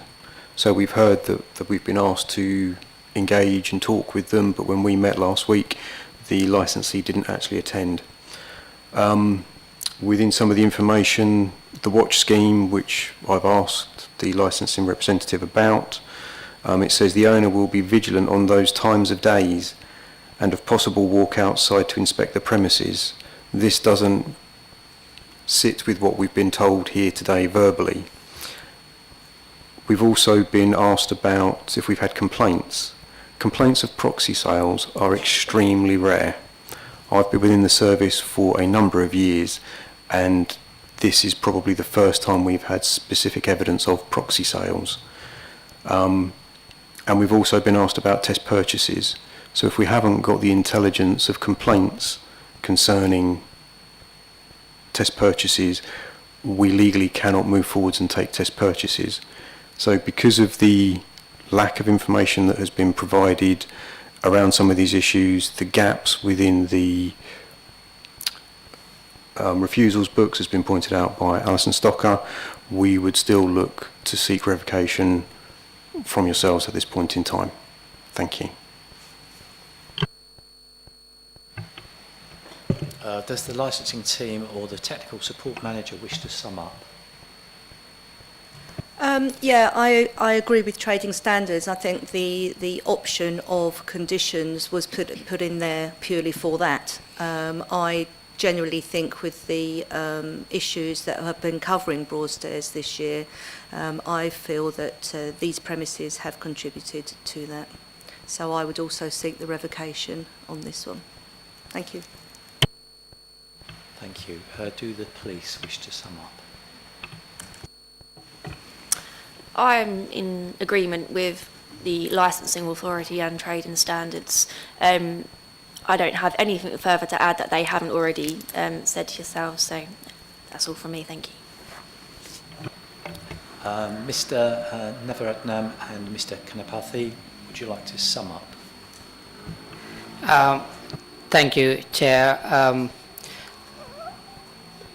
The license holder actually did ask me to really proactively work with them, the trading standard, and you can see their response also. Even with my visits, they were not prepared to discuss anything. But that is want to be really clear about that. I think it's fair to say that, because from my experience, I know the officers are really good at doing that. But in this situation, I think they were not. But I think the thing about Chair, I think the causes of concerns here, we have this proxy sales. The only thing this business, what can happen, it will take every steps to promote the full licensing objective in terms of having a conditions on the license. But also, when you look at the 4 conditions they have, really they are not, more details enough in terms of authorities to check. But now they have 100% complied with that. I think since this incident happened, the officers is, understandably, making lots of judgment. I feel like some of them are. So like the lady, mentioned about one refusal record, but, that's what it probably happens. We can't really make a judgment around that. But we can't also say that, all this contributed to any of the concerns. But I think we are committed, the license holder is committed, being there 15 years, and he most familiar with the area, and he is here first time. He doesn't want to be here first time, but unfortunately it happens, But I think it's the positive approach. He is here now, and also it's an opportunity for the committee to have those conditions which we supplied, along with obviously the licensing officer can't ask 2 things, she obviously requested 2 conditions. So I think we accept those, along with those conditions, we, with our conditions also, I think it is the fair and proportionate, to add those conditions and really give an opportunity to the person. Thank you, Chair. Thank you. Thank you, everyone. With the exception of the subcommittee members, the Democratic Services Officer and the interim senior litigation lawyer, please can I ask those present to leave the chamber so the subcommittee can come to a decision. You'll be invited back for the decision to be announced.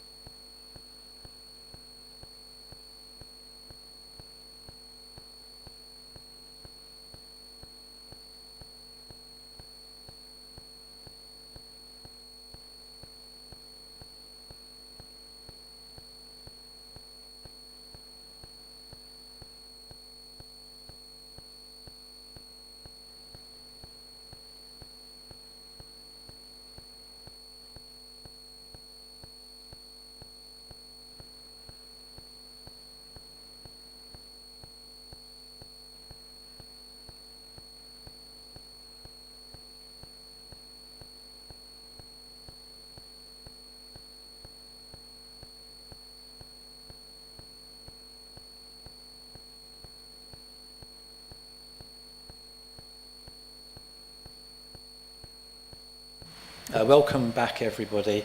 I would like to invite Joseph Katengi, the interim senior litigation lawyer, to read a summary of the subcommittee's determination. Thank you, Chair. Upon considering the review of the premises licence at Shop Local 70 High Street, Broadstairs, having considered the documentations and representations made by the parties involved, the premises Shop Local 70 High Street, Broadstairs has failed to promote 2 of the 4 licensing objectives: the protection of children from harm and the prevention of public nuisance, in that they have not exercised appropriate due diligence. It is the decision of the subcommittee to suspend the licence for a period of 3 months. The subcommittee suggests that the premises must have a sufficient staff members during the busy periods, and the premises must ensure that they adhere to the proposed conditions set in Annex 4. This decision has been made in line with the Thanet District Council's licensing policies and objectives within the Licensing Act 2003. The premises or their representatives may appeal the committee's decision to the Magistrates' Court within 21 days. Thank you. Thank you, Joseph. We now move on to agenda item 4, application for a review of premises licence at the Lawns, 129 High Street, Broadstairs, Kent.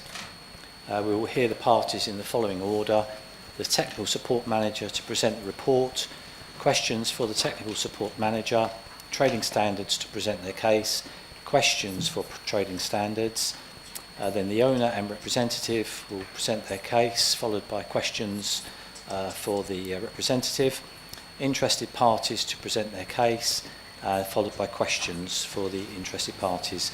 Once all the relevant representations have been made, with the exception of the board members, the Democratic Services Officer and the Legal Officer, you will be asked to leave the chamber so that the Licensing Board can deliberate and come to a decision on your application. You will then be invited back to the chamber for the announcement of the decision. Would the Technical Support Manager, Alison Brock, please present the report? Good afternoon, everyone. The report you've now got before you is for Lawns, High Street, Broadstairs, and again it's a review requested by Trading Standards, and they will present their case to you for your decision. Thank you. Members have any questions for the Technical Support Manager? Please can the representative from Trading Standards present their case? Thank you, Chair, and good afternoon. My name is James Willett, an Operations Manager with Kent County Council Trading Standards. As an authorised authority, we are bringing the review today on the grounds that the review is brought for the following concerns: the ability of the licence holder to uphold the following licence objectives: the prevention of nuisance, the supply of alcohol to young people without an age verification check, young people becoming aggressive and causing a public nuisance, and the protection of children from harm, the supply of alcohol to persons who are under age without carrying out verification checks or making sure the purchaser is not purchasing alcohol for somebody who is under age, e.g. a proxy sale.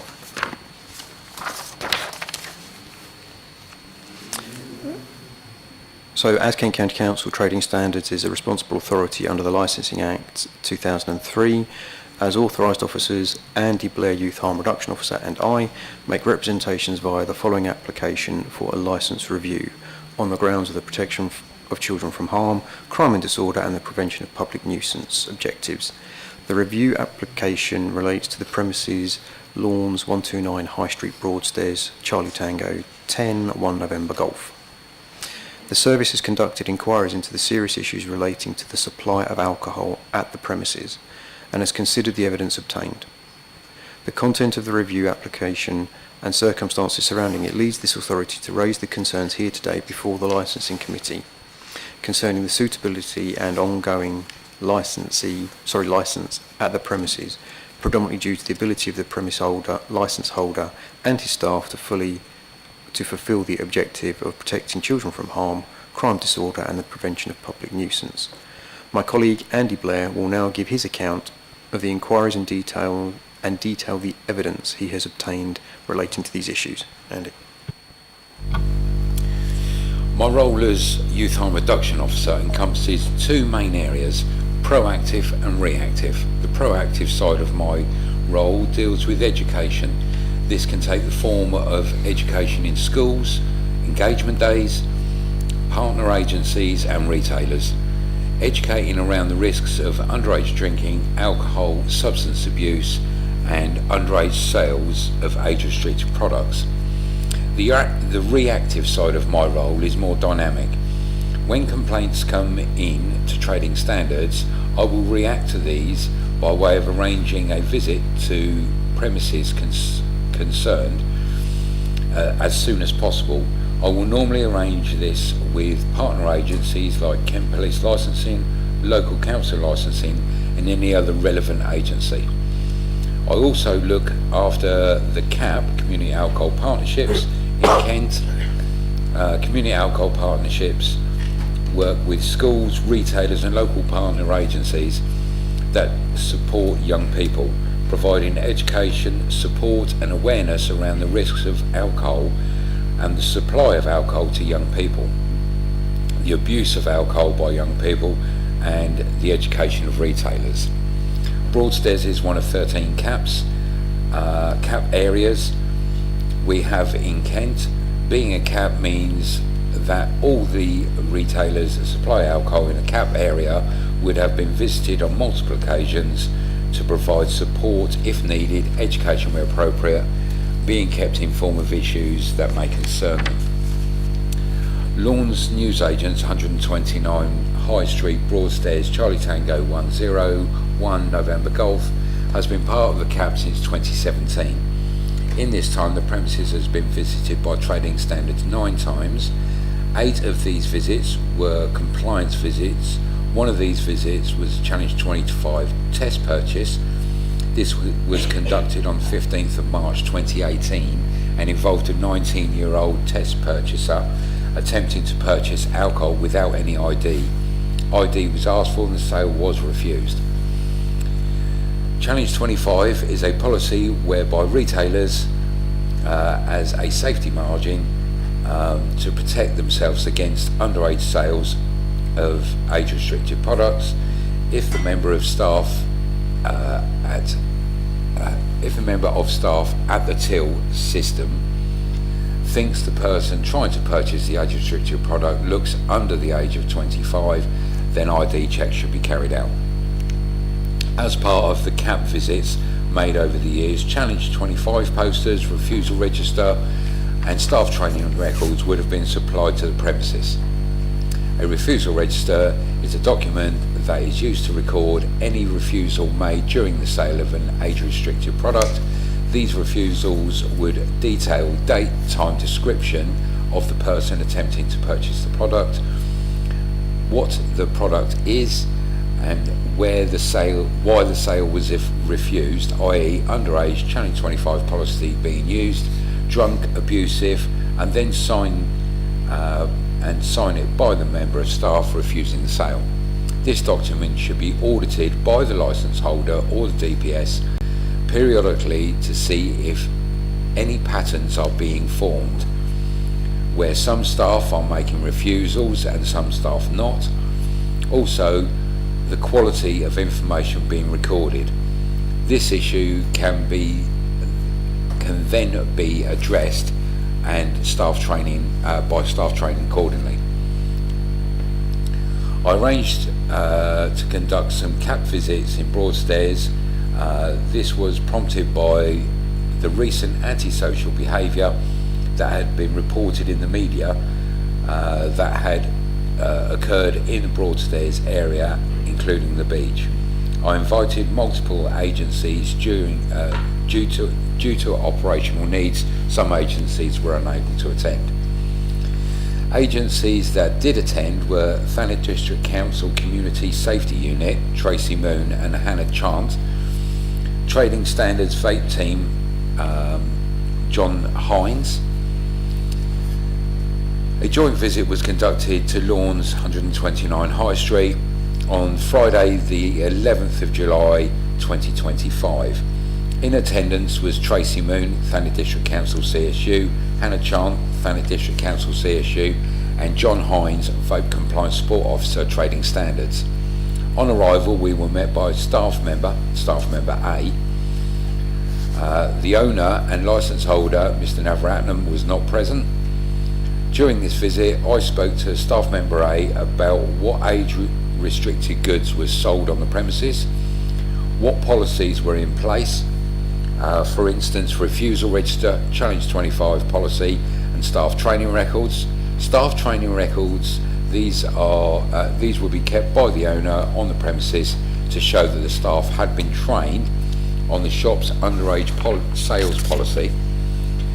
These should be kept up to date, and the staff should receive refresher training at least annually. I found that there were Challenge 25 posters displayed. When asked about Challenge 25, staff member A understood the policy. The refusal register was present and had been filled in. This told me that refusals had been made. At no point in the refusal register were there any checks made by the licence holder or DPS. There were no staff training records available for inspection. When asked about this, staff member A told me he was a personal licence holder, and so were other members of staff. During my inspection, I found 2 packs of blunt wraps. These products are made from tobacco and should be kept out of sight from customers. This is a legal requirement, the same as all tobacco products. I asked staff member A to remove these and place them out of sight of customers. The visit concluded at 11:18. As we were leaving the premises, there were 4 young females about to enter the store. Tracy Moon overheard one of the group say to one of the other members of the group, "Do you have your ID?" And the reply was yes. Once we had left the premises, Tracy and I spoke about what she had heard. We were not happy that the young females were going to attempt to purchase an age-restricted product. This was because we agreed that none of the group looked over the age of 18. Tracy and I returned to the premises.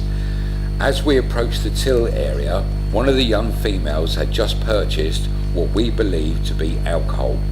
Tracy asked one of the group what they had purchased, and their reply was vodka. Tracy was asked to identify herself. This she did. I was asked to identify myself, which I did. The young female that had made the purchase said, "No, none of you are the police, so you can't take it away from us. Can't take it from us anyway." The female that had made the purchase and one other of the group left the premises in a hurry. The other 2 females purchased soft drinks and then left. I spoke to staff member A and asked what the young females had purchased. He replied, 1 bottle of vodka. I questioned this as I had heard 2 glass bottles clinking against each other in a black bag that the female making the purchase had picked up. Staff member A then said, "Oh, no, I think it might have been 2 actually," or I think it was 2 actually. I asked to see the receipt from the sale. Staff member A showed me the till system, and there were 3 transactions made at the same time, which was 11:21. The first showed alcohol being sold. I then asked to view the CCTV of the transaction. Staff member A gave control of the CCTV to me, and I operated the CCTV. When I viewed the CCTV of the transaction, it showed one of the young females at the counter. She showed staff member A her ID. This appeared to be a driving licence. There was some dialogue between staff member A and the young female. She then points to the spirits behind the counter area and tells the staff member A which alcohol she would like. The young female asked for two 350 millilitre bottles of Chekhov vodka priced at £8.79 each and are 37.5% AVB, and one bottle of 200 millilitre Chekhov vodka priced at £5.39, also 37.5% AVB. There were 3 separate transactions for the alcohol. The first one was paid in cash. The female at the counter hands over a £10 note. Once the change had been returned to her, she hands some change to one of the group who is standing behind her. The second transaction is made with a card. This I believe to be her own card. And the third transaction, which included the 200 millilitre Chekhov vodka and a large bottle of soft drink, was paid for by another card. This card was handed to the female at the counter by another member of the group, and once paid for, the card was handed back to whoever passed the card over. At no time did staff member A ask to see the ID of any other members of the group, and did not question why the 3 transactions made for these purchases of alcohol. I explained to staff member A that I believe that this was a proxy sale. He replied to me saying I checked her ID. I explained that might be the case, but you didn't check the other members of the group, and that they are clearly all together, and that there is a high probability that the alcohol was going to be consumed as a group. A proxy sale is described by the Licensing Act under section 149, section 3. It's an offence for an individual to purchase or attempt to purchase alcohol on behalf of someone under the age of 18. The video evidence demonstrates that the lead female appears to be committing such an offence. However, in upholding the objectives of the Licensing Act, the shop has a duty to protect children from harm, and the subsequence of events clearly demonstrates that alcohol was being supplied to those who appeared to be under 18. Tracy Moon and I ended the visit at 12:01. When we left the premises, we noticed a police vehicle across the road in the car park of the train station. Tracy Moon, Hannah Chan and I spoke to 2 officers in the vehicle and informed them of the incident. I would now like to show the panel the CCTV footage of the proxy sale. Yep.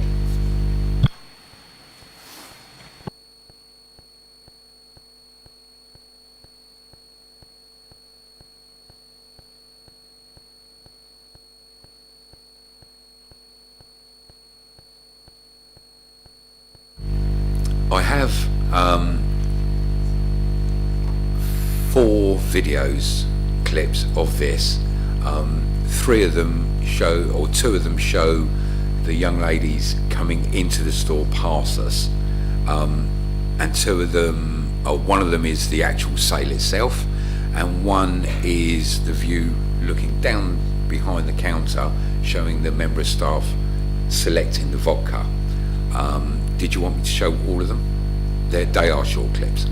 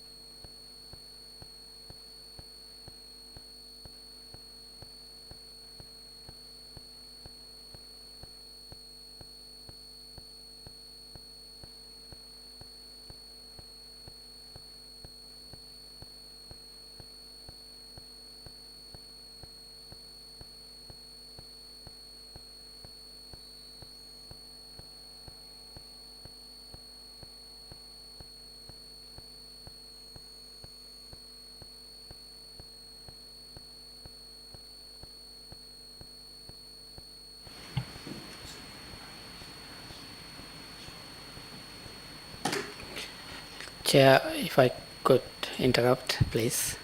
That CCTV, we didn't have the opportunity to look at that. Also, when I visited, we didn't have that opportunity. So we would like to have an opportunity to view it, please. For, you want to see, probably another 10 minutes we need to look at that CCTV. So the representative hasn't seen this. Okay. We did offer to show it during the adjournment from the last hearing, but they were having a discussion downstairs. We did wait, but then we were called back and we did offer them the opportunity, but just haven't had that chance yet. You're saying you would like to look at the video. I think we'll have to allow that, yeah.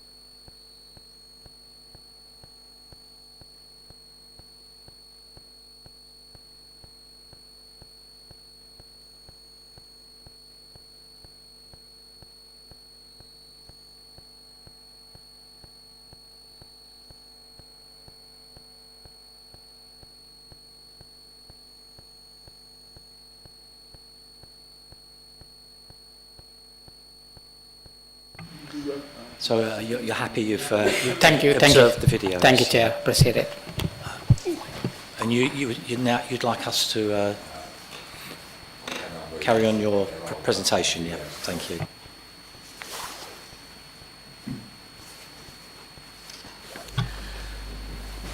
On Tuesday, the 15th of July 2025, I arranged with PCSO John Litchfield,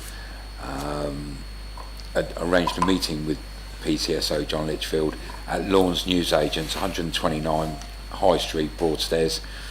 This was to secure the CCTV footage and to check the CCTV footage further for any questionable sales of alcohol. At 13:10, PCSO Litchfield and I entered the premises. This time we were met by staff member B, as Mr. Navaratnam was not present. I explained that we were there to secure the CCTV footage of an incident that had happened on the 11th of July. Oh, excuse me. Sorry.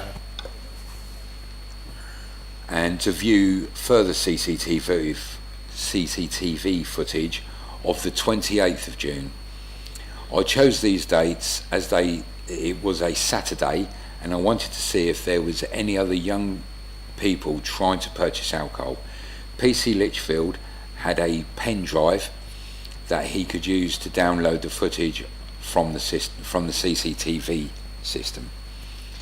Staff member B phoned someone to find out where the DVR, the CCTV hard drive, was located.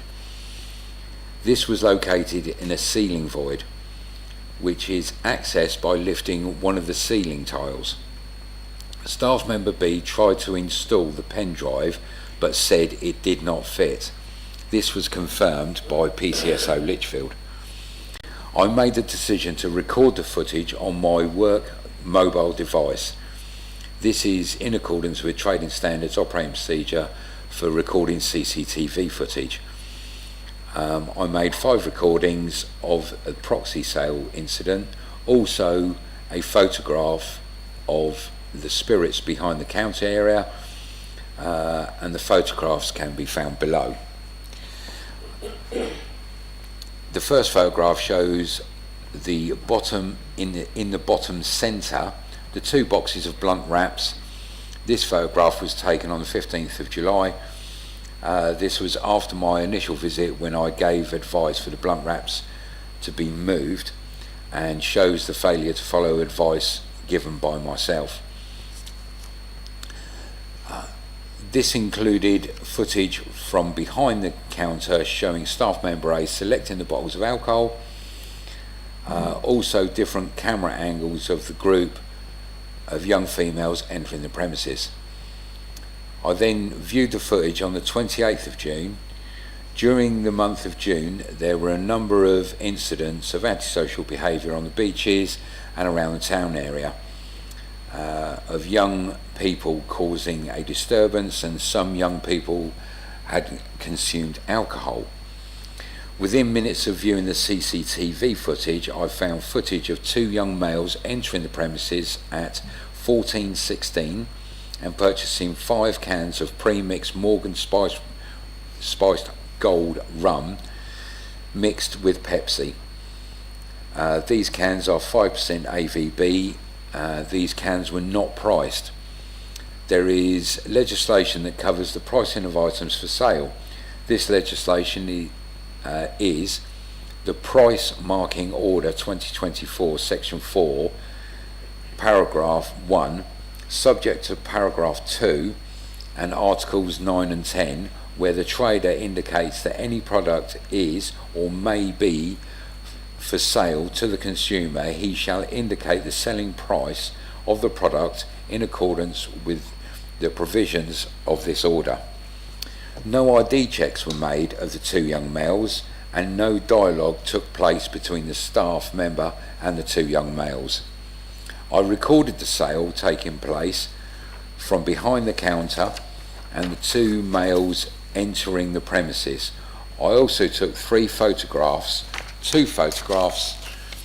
of the cans on the shelf and one a still image from the recording showing the two young males.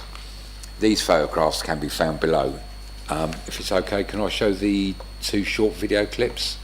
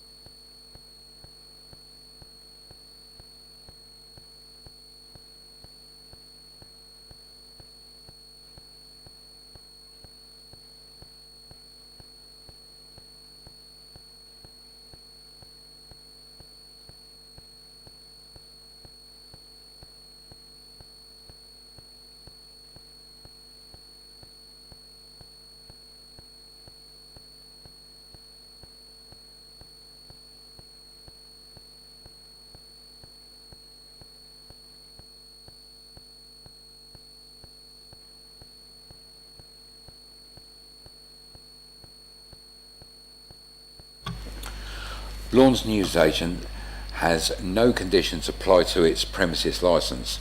The shop has a history of visits from this service. These visits provide advice for the business to follow, best practice and protect children from harm. The employees of the business not only appear to be aware of the policies, but the action that have been caught on CCTV on the 11th of July show that in spite of red flags that should have been picked up, the sale of high strength alcohol was supplied to a group of very young people. The circumstances of the sale suggest that at least two of the group were under the legal age to purchase alcohol, and subsequently the member of staff tried to cover this up by saying it was only one bottle of vodka, despite 3 transactions being made at the same time at the till. CCTV footage provided for other dates demonstrates that young people are routinely unchallenged and that this is a pattern rather than an isolated incident. On the 28th of July 2025, a further visit was conducted to the premises by Trading Standards. This visit was due to products found to be on sale during the visit on the 11th of July. John Hines noted that there were a number of Labubu dolls on sale in the store. Trading Standards have been made aware of these products due to safety concerns and trademark infringements. John Hines and Linda Reynard conducted the visit. They found Labubu dolls that were counterfeit. These were seized. There were also 3 packs of Attack A Snack found in the chiller cabinet in the shop area that were past their used by date. The date on the packs were the 17th of July. These made them 11 days past their used by date. The items were removed from sale. During this visit, there were a number of young people entering the shop to purchase alcohol. These young people appeared to be under the age of 18. When they were asked for ID, they clearly verbalised they had been served alcohol here before without ID. Looking at all the evidence brought forward today, the proxy sale of alcohol, selling of alcohol to young people with no ID checks, selling counterfeit goods and out-of-date food being left on sale, this shows a disregard not only for the licensing objective to protect children from harm, but failing to use the age-restricted policies and an inability to follow process put in place to check food dates. Taking into account all the factors, including all of the support the business has previously received, Kent Trading Standards can recommend to the panel the revocation of the premises licence as appropriate to the circumstances. I invite the panel to ask any questions and, if required, review the CCTV again. Are there any questions for Trading Standards from the owner or representative? Yeah, thank you, Chair. I think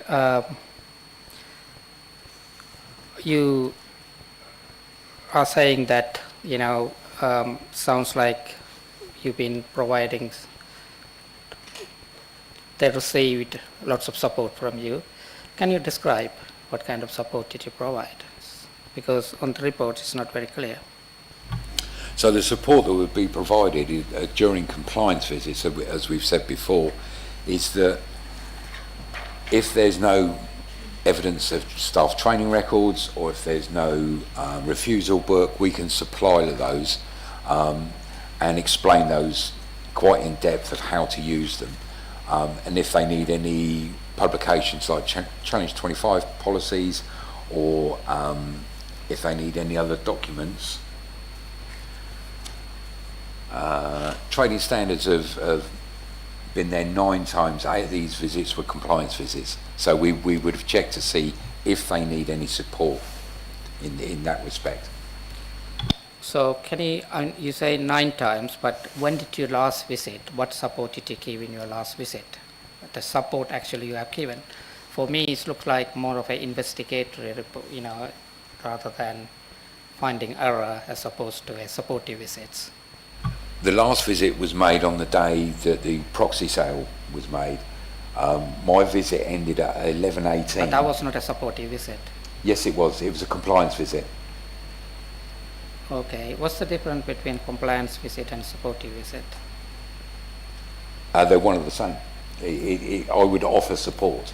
Okay. During the compliance, if I found that the business was lacking in, let's say, a refusal book, they didn't have one, then I would offer support, because on that compliance visit I've noted that they're not compliant, so I can offer support and provide that document for them. Okay. All right. Okay, I come back to that, Chair. I think it's very clear that, okay, thank you, Chair. Could you turn your mic off, thanks.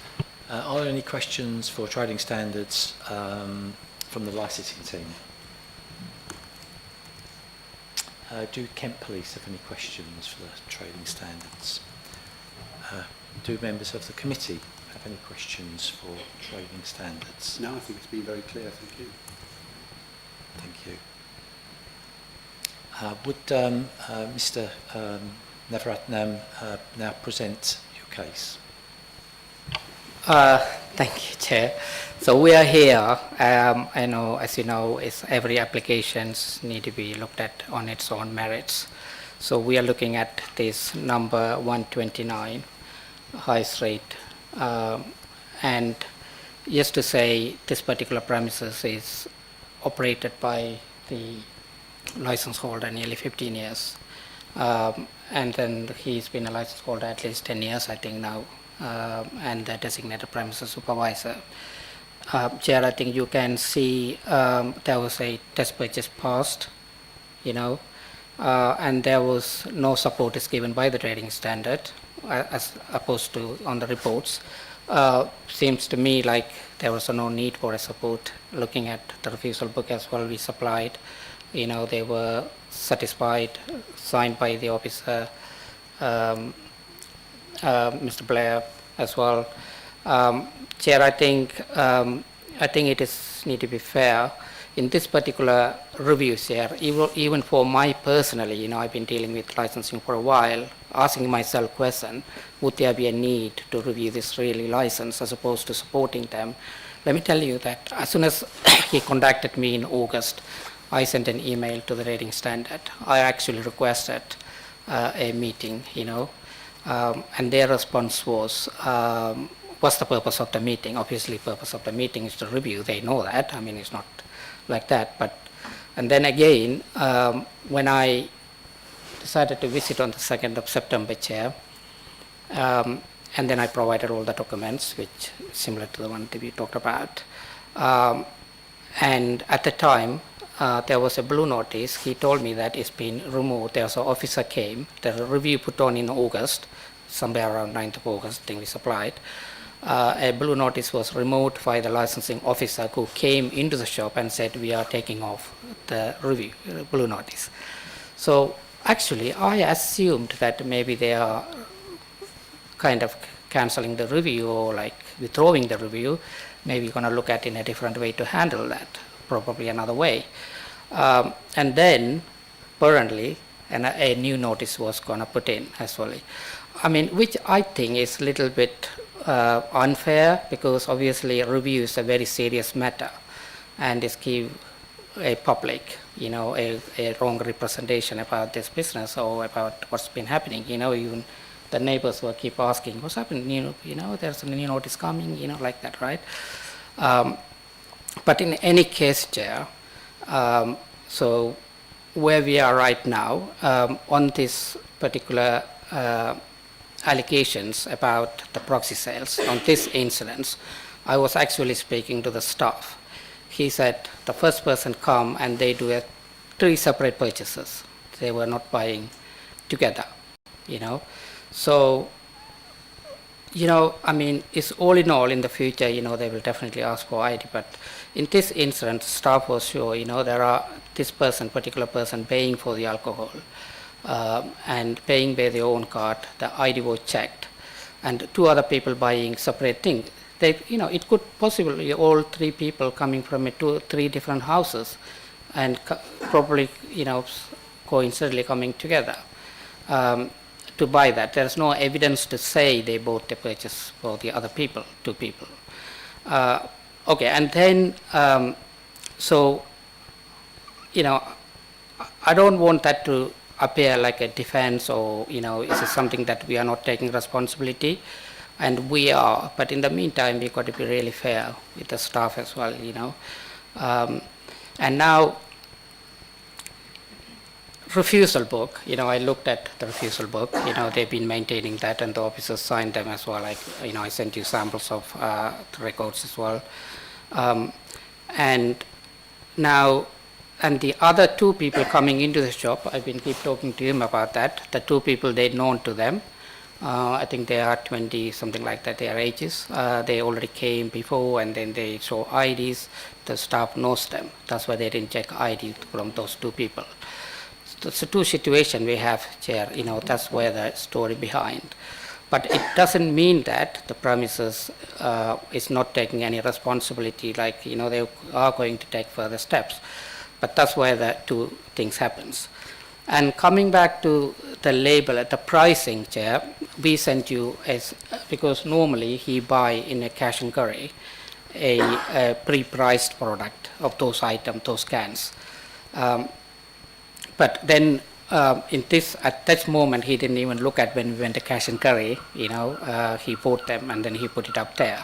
It's just the error. It's not intentionally not pricing, not complying. I think I can understand rating standard want to support their review, bring everything they can. But on the other hand, this is where we discuss with the rating standard to explain our situation rather than coming here. And then we send a picture, you can see it's all pre-priced. That's what happened there. And the toys also, they were not sure about whether they are not compliance, but rating standard found that, I think I would call that a support, they visit, sometimes they can give more support around those, product and then remove them, and they remove that as well. I think the food safety, I think is, the food's out of date things obviously is overlooked by the thing. But on the other hand, Chair, I think it's under the food safety law as well as a different law handling the food safety matters. So we are looking at the licensing.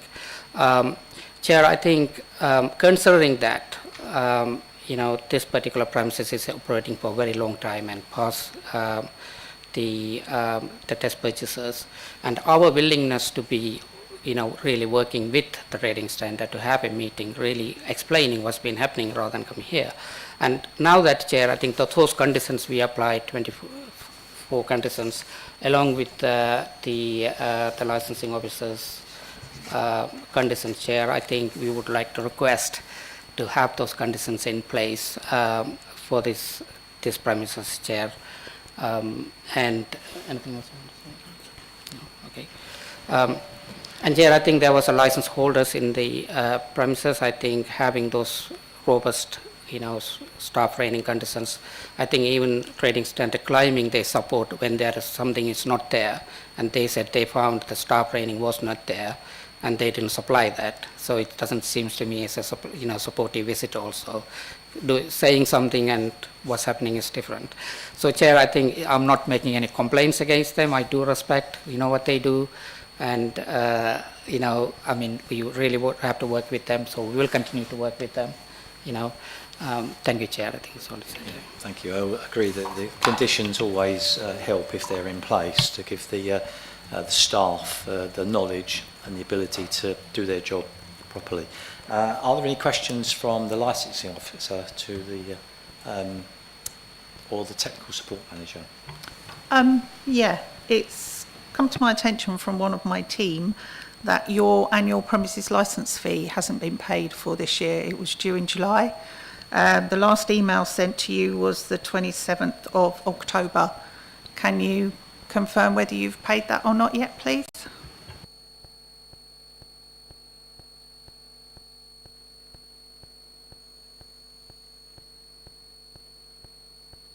He has paid it, but he will check that out. Thank you. Well, we've had no reply from our email to confirm any payment. So if you have paid, we need confirmation of that.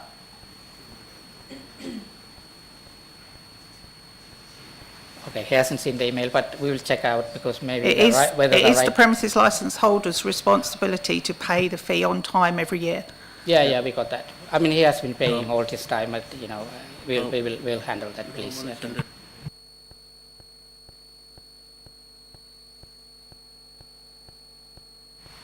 Any other questions from the Vice?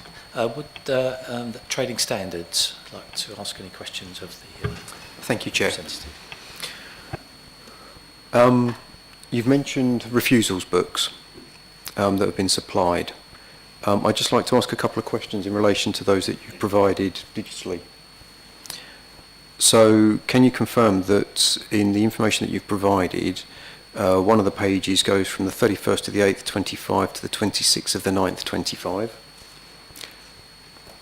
One of the others is then the 12th of the 5th, 25 to the 5th of the 7th, 25, and that's all on one page, so we've got 2 months there. And then we've got the 24th of the 2nd, 25 to the 10th of the 5th. That's it. That's one page. Sorry. So I think it's the first on the digital information that you've provided in the refusal book dates. You've got the 31st of the 8th, 25 to the 26th of the 9th.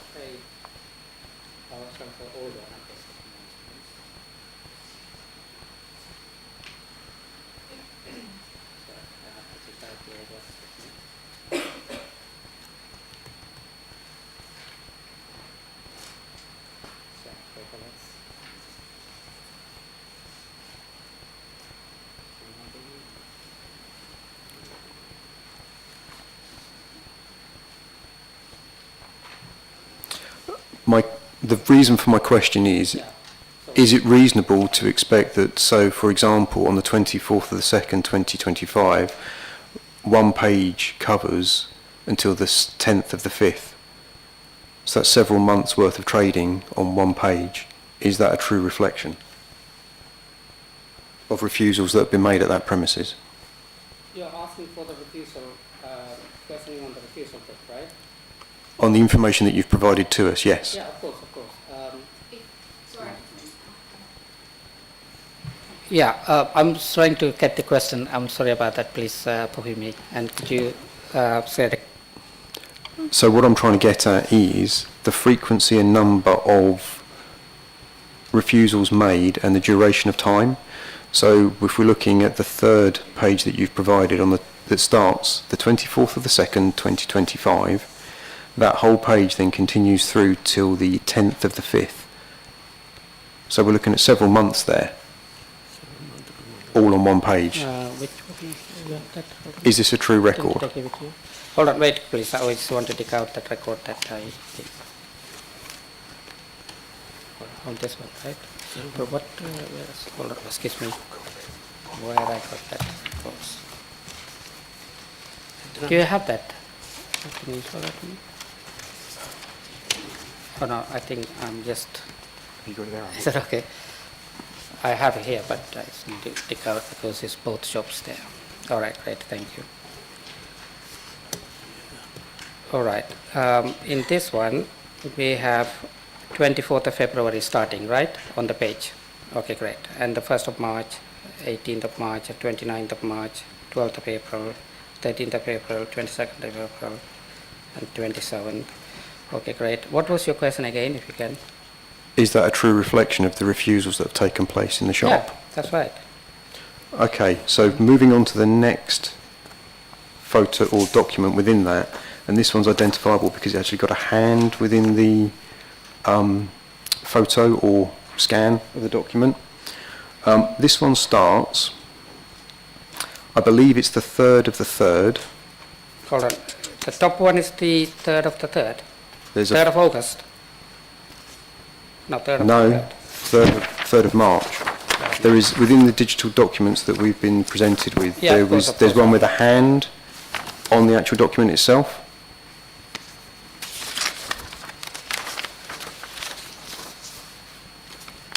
Excuse me. 3rd of March. Oh, yeah. Yeah, okay. Yeah, starting from, yeah, okay, the March, 7th of March. So looking at that document with the hand in the picture as well, so we start on, I believe it's the 3rd of March, we then go to the 8th of the 4th, then the 6th of the 1st, the 23rd of the 1st, the 29th of the 1st, and then the 11th of the 2nd. Can you please explain to me how at the top of the document we're in March, and by the bottom of the document we've gone back to January and February? So when we record it, why is the February here and then the March on the top?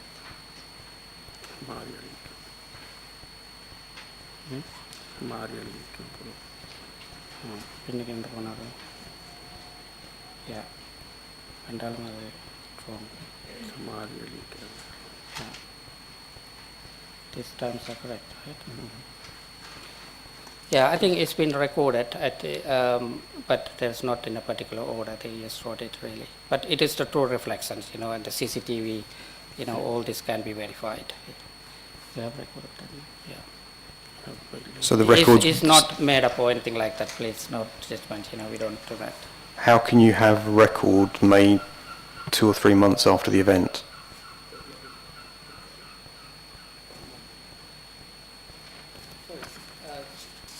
So your question is why they are not in order? Microphone. Yeah. Yes, how can you start the top of a document on With in the the 3rd, or- and then by the end of the document you're on the 1st and 2nd month? How can they have been made at the time, and how could they be relied upon? That's my question. Yeah, I think they were making a record like that, isn't it? Yeah, 1 month. Yeah, 1 month. But why they have the February here on the bottom, the March on the top? Yeah. They're out of sequence, Chair. Yeah, I mean, they haven't... I've made my point, I think. Yeah, of course, I understand that. I mean, that's what it is actually. It's been written out of sequence, yeah.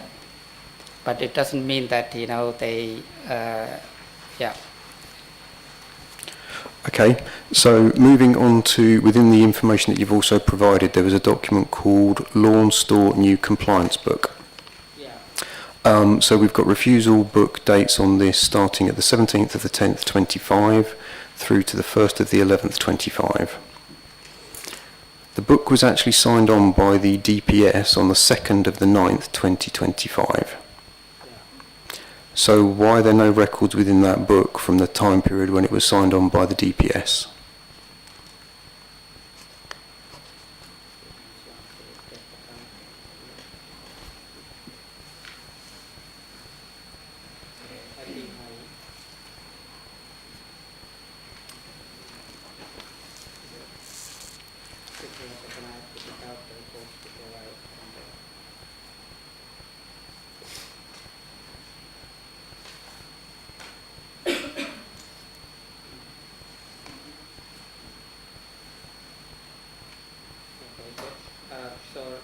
What was the question here? So the question is that the new compliance book was signed by the DPS on the 2nd of the 9th, 2025, but there were no records of refusals made in that book until the 17th of the 10th, 25. Why is there a gap from the 2nd of the 9th until the 17th of the 10th? If that was the new book that was being relied upon, why are the records not made in it?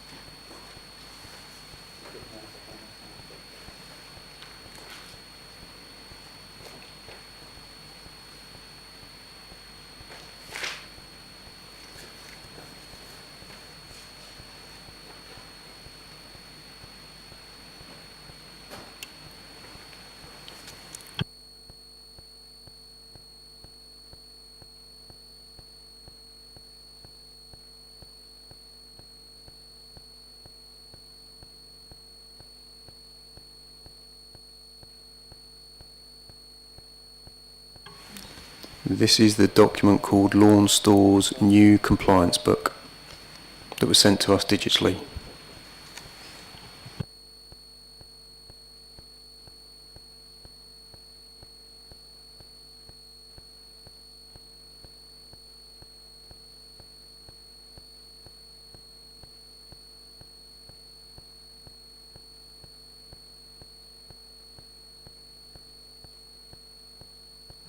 Chair, I also have another question in relation to the same book as well, because when you look further through within that book, there is Challenge 25 training that's signed off on the 31st of the 8th, 25. So this goes to the reliability of documents and dating procedures within the business. That's my concern. Thank you. Any other questions from... The only other thing also contains within that document, I think it's, hold on, page 12 is missing. So when you're scrolling through where it's talking about advice and guidance to staff members, it goes page 11 and then page 13. There is no page 12. So again, it's just reliability of documentation and dates. Okay, that's... I'd like to address when you said the blue notice had been taken down and you asked for a meeting to discuss what was going on. I did ask for the reason for that meeting, which you said was to talk about supporting the business and everything. The reason I didn't engage on that meeting was because I was actually in the process of putting the other review together, which I knew that both reviews would be, it was advised to me to withdraw the first hearing and supply both documents, both applications at the same time so they could be heard on the same day, because it was one licence holder and DPS. That's why I didn't engage. Thank you. Are there any questions from the police? Any questions from committee members for the owner and representative? Councillor Scobie. Could you explain the significance of Labubu dolls? I've just had to look them up. They are a current trending toy product. They're highly desirable. They retail for between £40 and £50 each, and these were confirmed as counterfeit, which means they're not genuine product, which means they could also be an offence under the Trademarks Act and could also therefore be unsafe as well if they're not made by a legitimate source. What was the price on them in the shop? I haven't got that information to hand, sorry. Okay. But officers inspected and they've been confirmed as counterfeit. Would you like to add something there, Joseph, regarding the... Sorry, thank you. The question should mainly focus on the 4 objectives. The question regarding the Labubu dolls has nothing to do with today's license and objective. Thank you. Thank you. Please can the representative from Kent Police present their case? Thank you. Thank you, Chair. My speech is exactly the same as the first hearing. I am more than happy to read it again for this hearing, but that is up to yourself. I think we're absolutely fine. Thank you, Chair. I'm going to ask you to read that out again. Are there any questions for Kent Police from the owner and representative?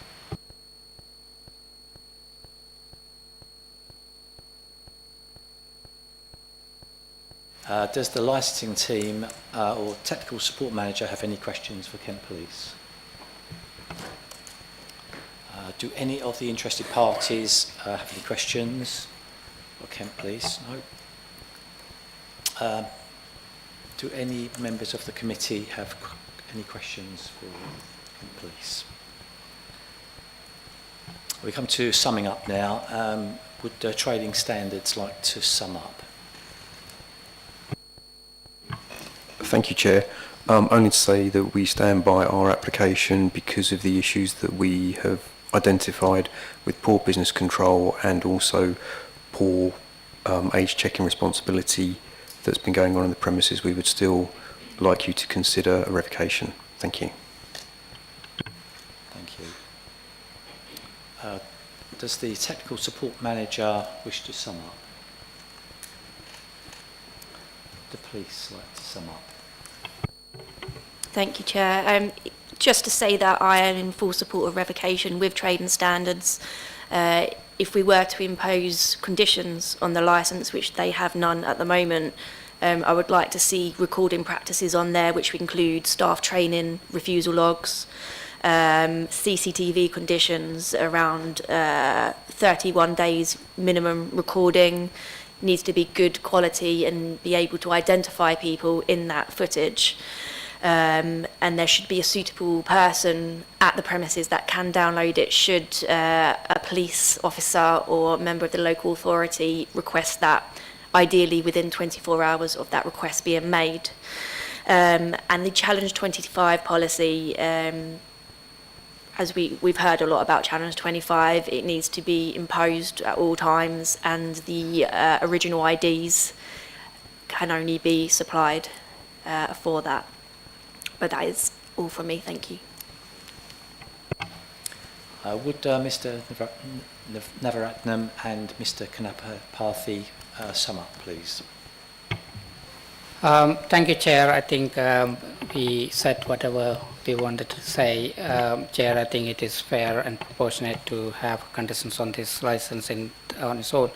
I think the officer was trying to question the paperwork that was supplied. I think it was supplied as it was. There was nothing, we've been just supplied them. There's nothing to manipulate or anything like that. I think we are committed to give all those training, all those are gone through the staff and signed by them, and that's all I have to say. Thank you, Chair. Thank you.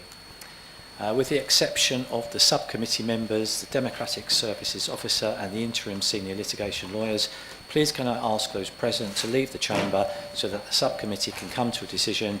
You will be invited back for the decision to be announced.